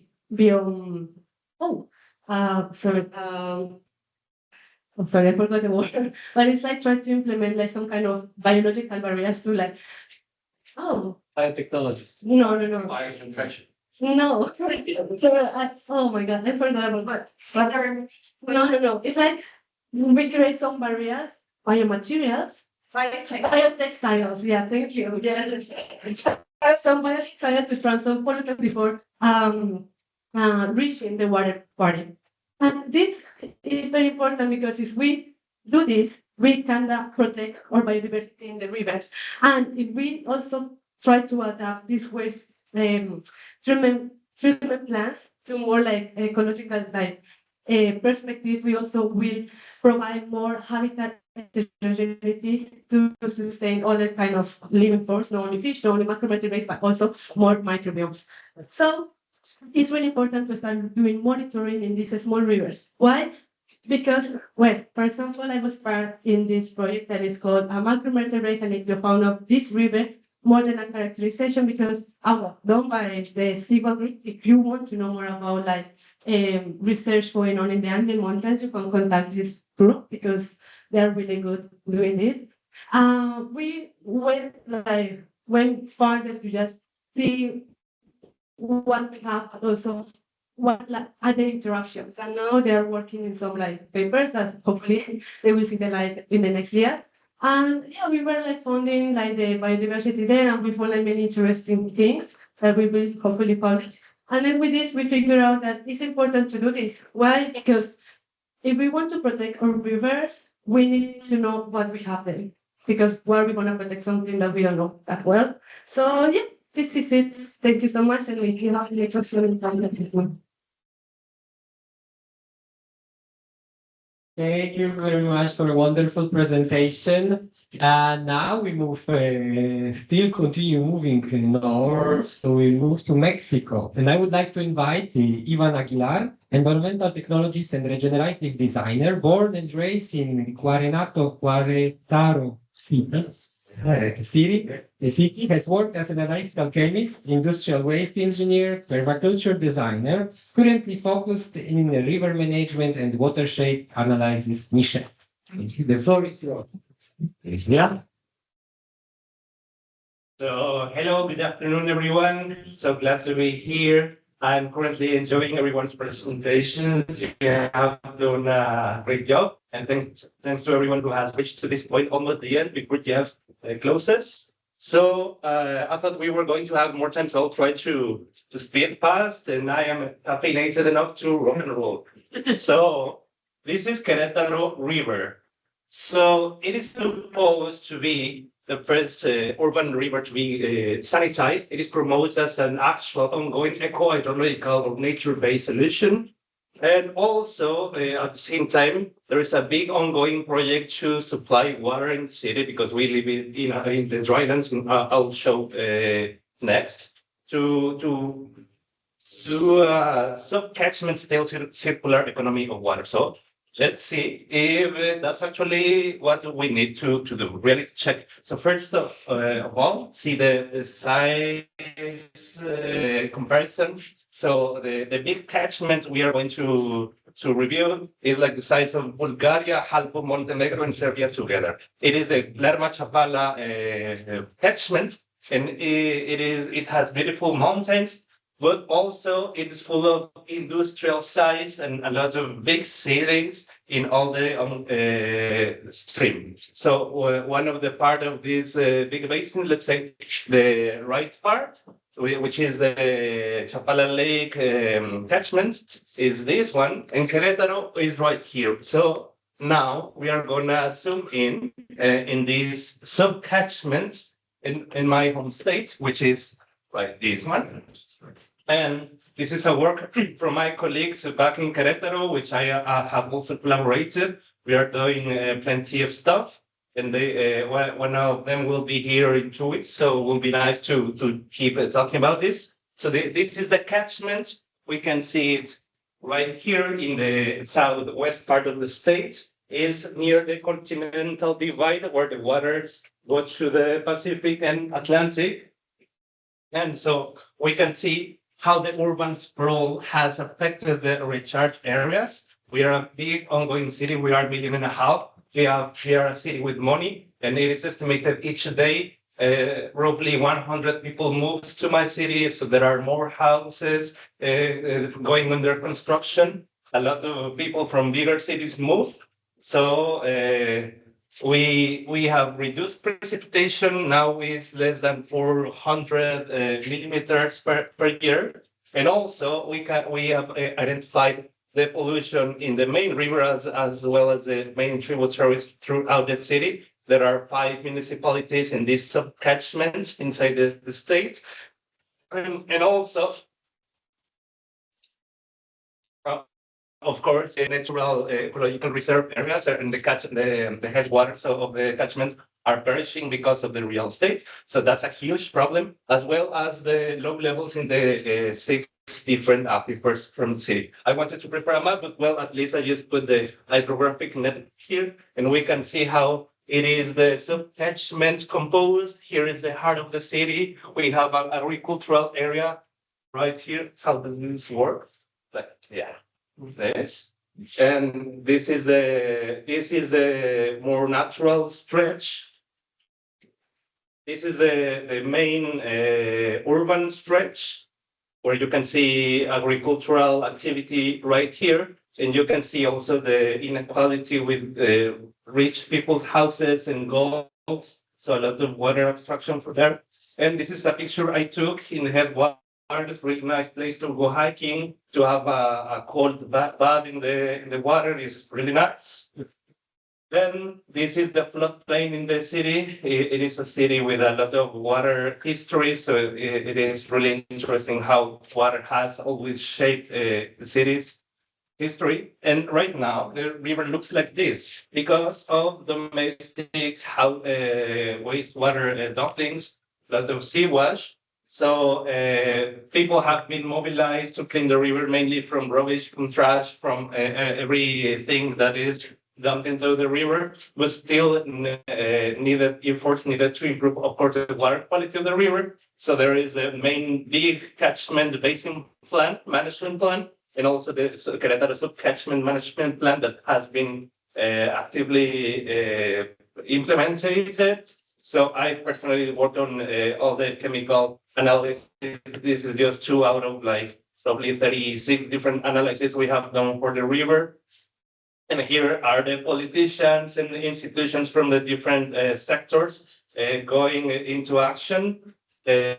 One of the main plans for the ongoing river restoration is recover the hydrogeomorphological structure of the river and adding enzymal complexes and microorganisms to be able to clean the river. So it is aimed to be the first Latin American fully sanitated urban river. But there is another solution in which we can also try to think. Maybe on another occasion we can fully explain this logic of the dry toilets, because of course in a changing world, maybe it could be more smart to just stop shitting on water and dumping all the wastewater full of shit into the river rather than trying to do big over-technified solutions, which is good also, but I think is a more intelligent way to manage our water. If we are running out of water, let's drink that water and shower with that water instead of use that water for food. So this is my friend and my teacher from permaculture, from which I have learned how to design. This is a fancy design he did in a bioconstruction house, really nice. Look at this. So it is compatible to urban and in really fancy way of life. This is a workshop we did for self-construction for people, so people learn how to design and construct their own dry toilet for their own house. This is a workshop I did for creating the bioreactor, which I'm able to compost. So we did like 3 of these. like for under less than 50 euros. And this was used in a big assembly for 400 people from different states talking about water. So not even one single drop of water was used for shedding. And then we use all the compost for reforestation. So I asked ChatGPT how to compare in quick numbers and words a dry toilet big project for a city like Querétaro in Mexico versus a big river sanitation project like the one that is ongoing in Querétaro. So you can see the special benefits like just stop polluting the water, and that's the most valuable thing, and it saves 100% of the water instead of flushing. So also, if we are running out of water, of course, this is an instant solution. And then I want to show, this is a photo. The local water administration invited me as a specialist in this topic because they are planning to go to another interbasin transfer to feed us on water because we are running out of water. So it is illogical. This is the one we already have, and it travels 130 kilometers from this area to the city just to feed us water. So maybe let's rethink what are we doing. So some of those ideas we have presented in the United Nations, in the water conference in New York. So we are keep working on that. So thank you very much.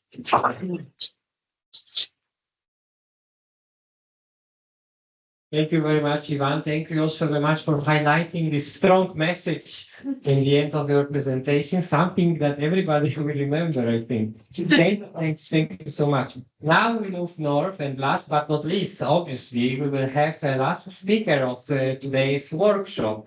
And I would like to invite Jeffrey Hamby from the United States, who grew up in New York, near the scenic Hudson River and Long Island tidal estuary. Most recently has worked in constructing nature-based solutions for stormwater management with the city of Philadelphia. Jeffrey? Hello,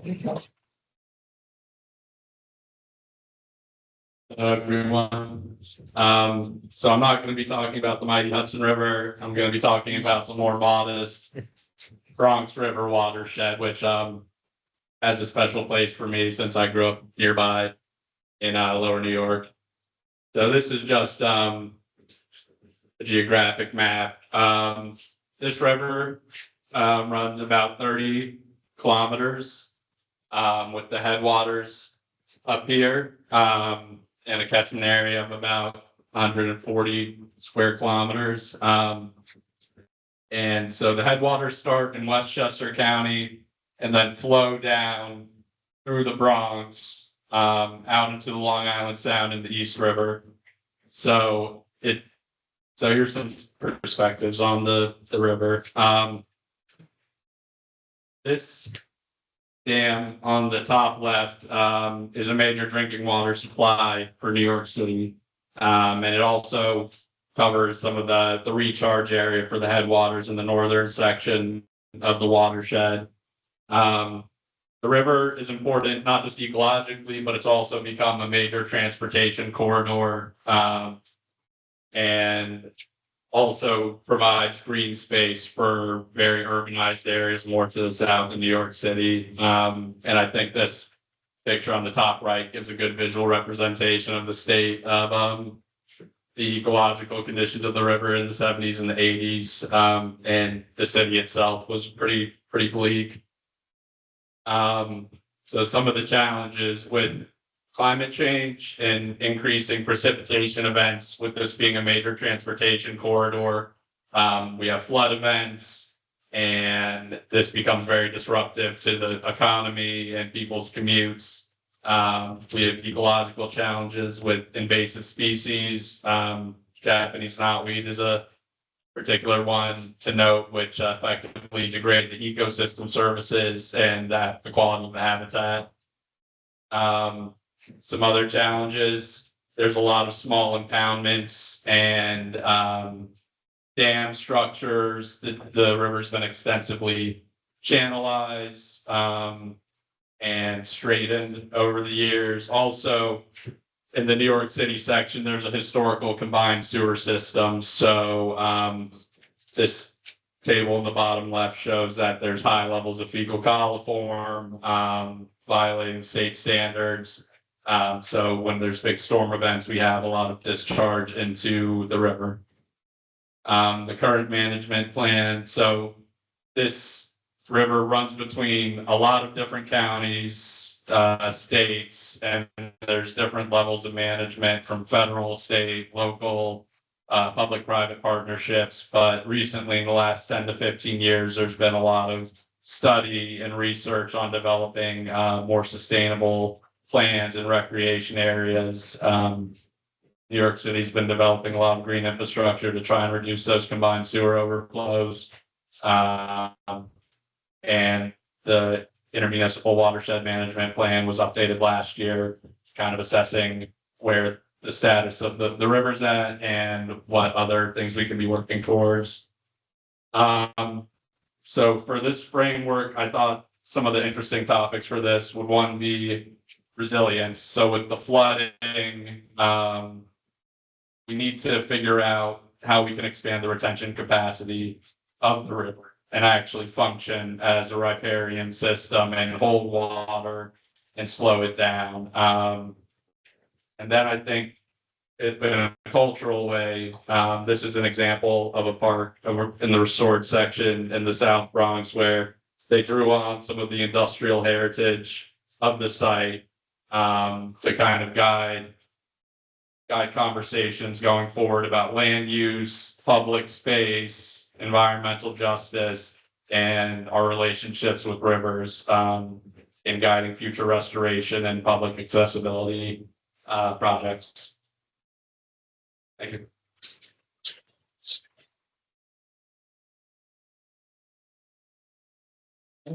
Thank you, Jeffrey. So this is the end, citing Adele, a favorite hit of mine. And but what I would like to say now is that I am really astonished by the level of your presentations. This is the level of PhD students that in 2 weeks will finish the thesis. Indeed, you are very talented, and I think it's a time to make a big applause for your efforts and these wonderful presentations. Okay.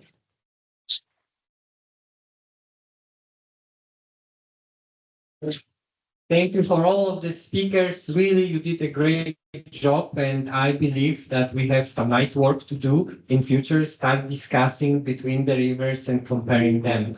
But now I would like to also ask if there are any conclusions, comments, questions from the people that joined us here, but also from the people online. If you are online, you can raise your hand and write the comment on the chat. But if you are here, you can just raise your hand and I will pass you the microphone. Do you have any feelings you would like to share after hearing so many case studies and rivers around the world? Yes, thank you. A little bit unrelated. I just want to say big ups to all the non-native English speakers for giving these very high-level presentations in their second language. I'm constantly impressed.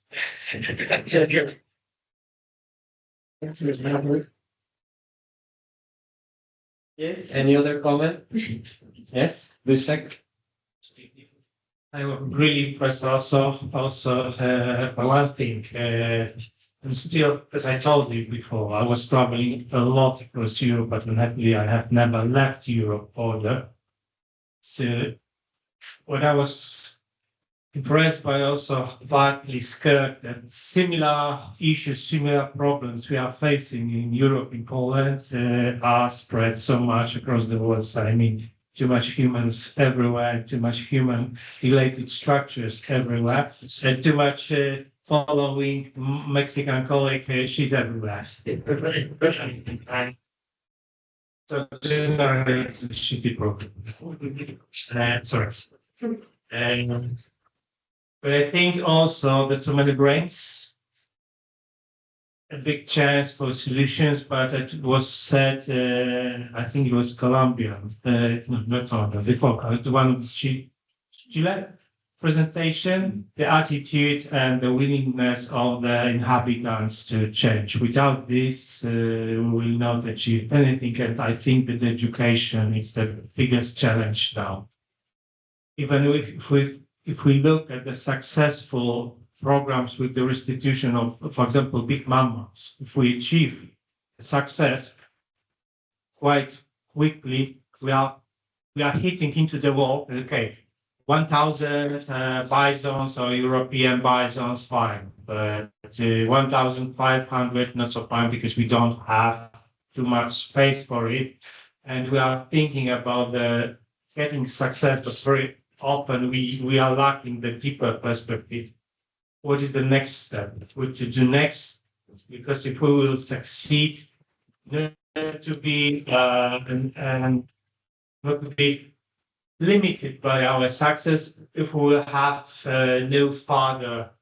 no further perspective. I mean, it's of course a bit different challenge, different problem. I mean, restoring big animals, like restoring watersheds, but it also is limited. It's deeply linked to that we have to agree that we will have to limit sometimes our way of living. So we have to create in ourselves the agreement to live maybe some gaps, like to agree to resign from some. Because without this, we will not achieve anything. Thank you. As you said, we can just ask a question, and then people maybe at least 50% of them will react somehow because they don't know what they should do. Yeah. Any other comments? From my side, I would like to thank you for participation in this website, easy and in this workshop. It was a good opportunity to us to teach your countries.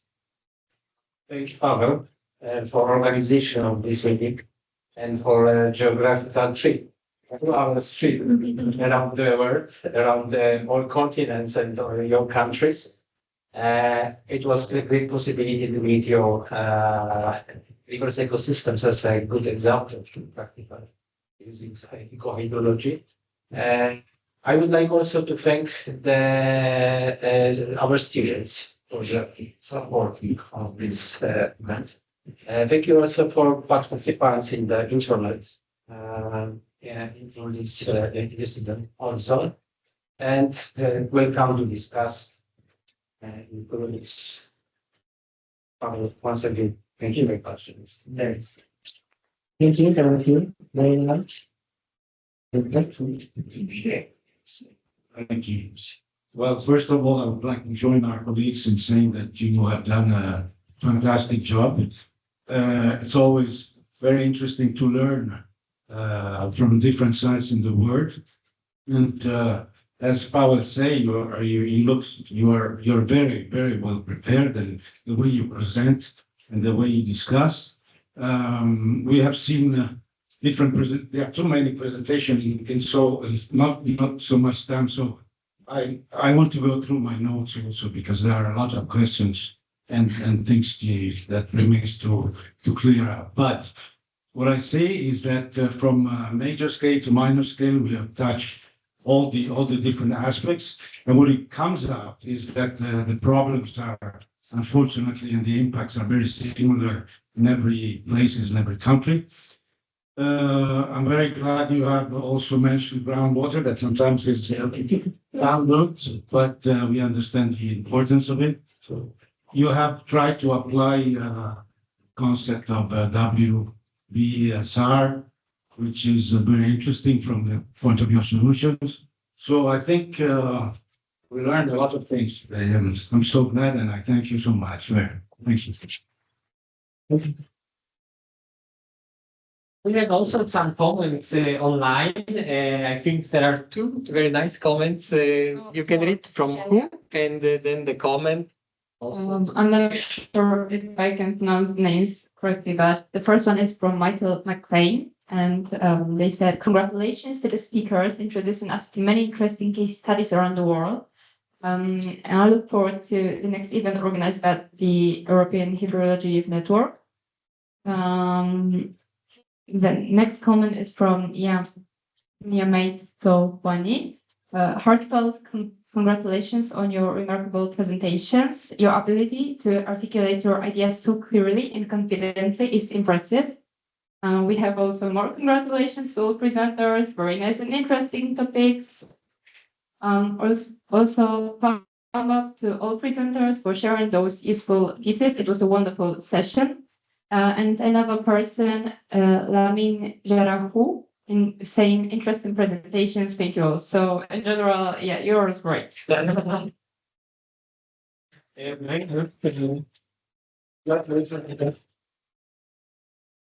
I would like also to say thank you once again. Thank you also for students, Marisha and Dania, who are from Students Club on ecohydrology that works at University of Łódź from 2018. And then also thank you for all the speakers. Unfortunately, Professor Jurczak just left, but he's Vice Dean of the Faculty of Biology and Environmental Protection, who also helped us in organization of that event. Thank you to the Library of the University of Łódź for hosting us. And also Małgorzata Łapińska, who is online for helping me with organization of that meeting. We are finishing, but you have not yet finished the food. So please, before leaving the room, stop for a moment at the sweet corner and be our guest, okay? Thank you once again. And now it's a time for us to sit down and work a little bit on the report, try to put our thoughts on the paper. And we hope all of you, online people and staying with us in the place, can contribute and help us to review and finish with a very nice document, strategic document. Thank you very much. Thank you very much.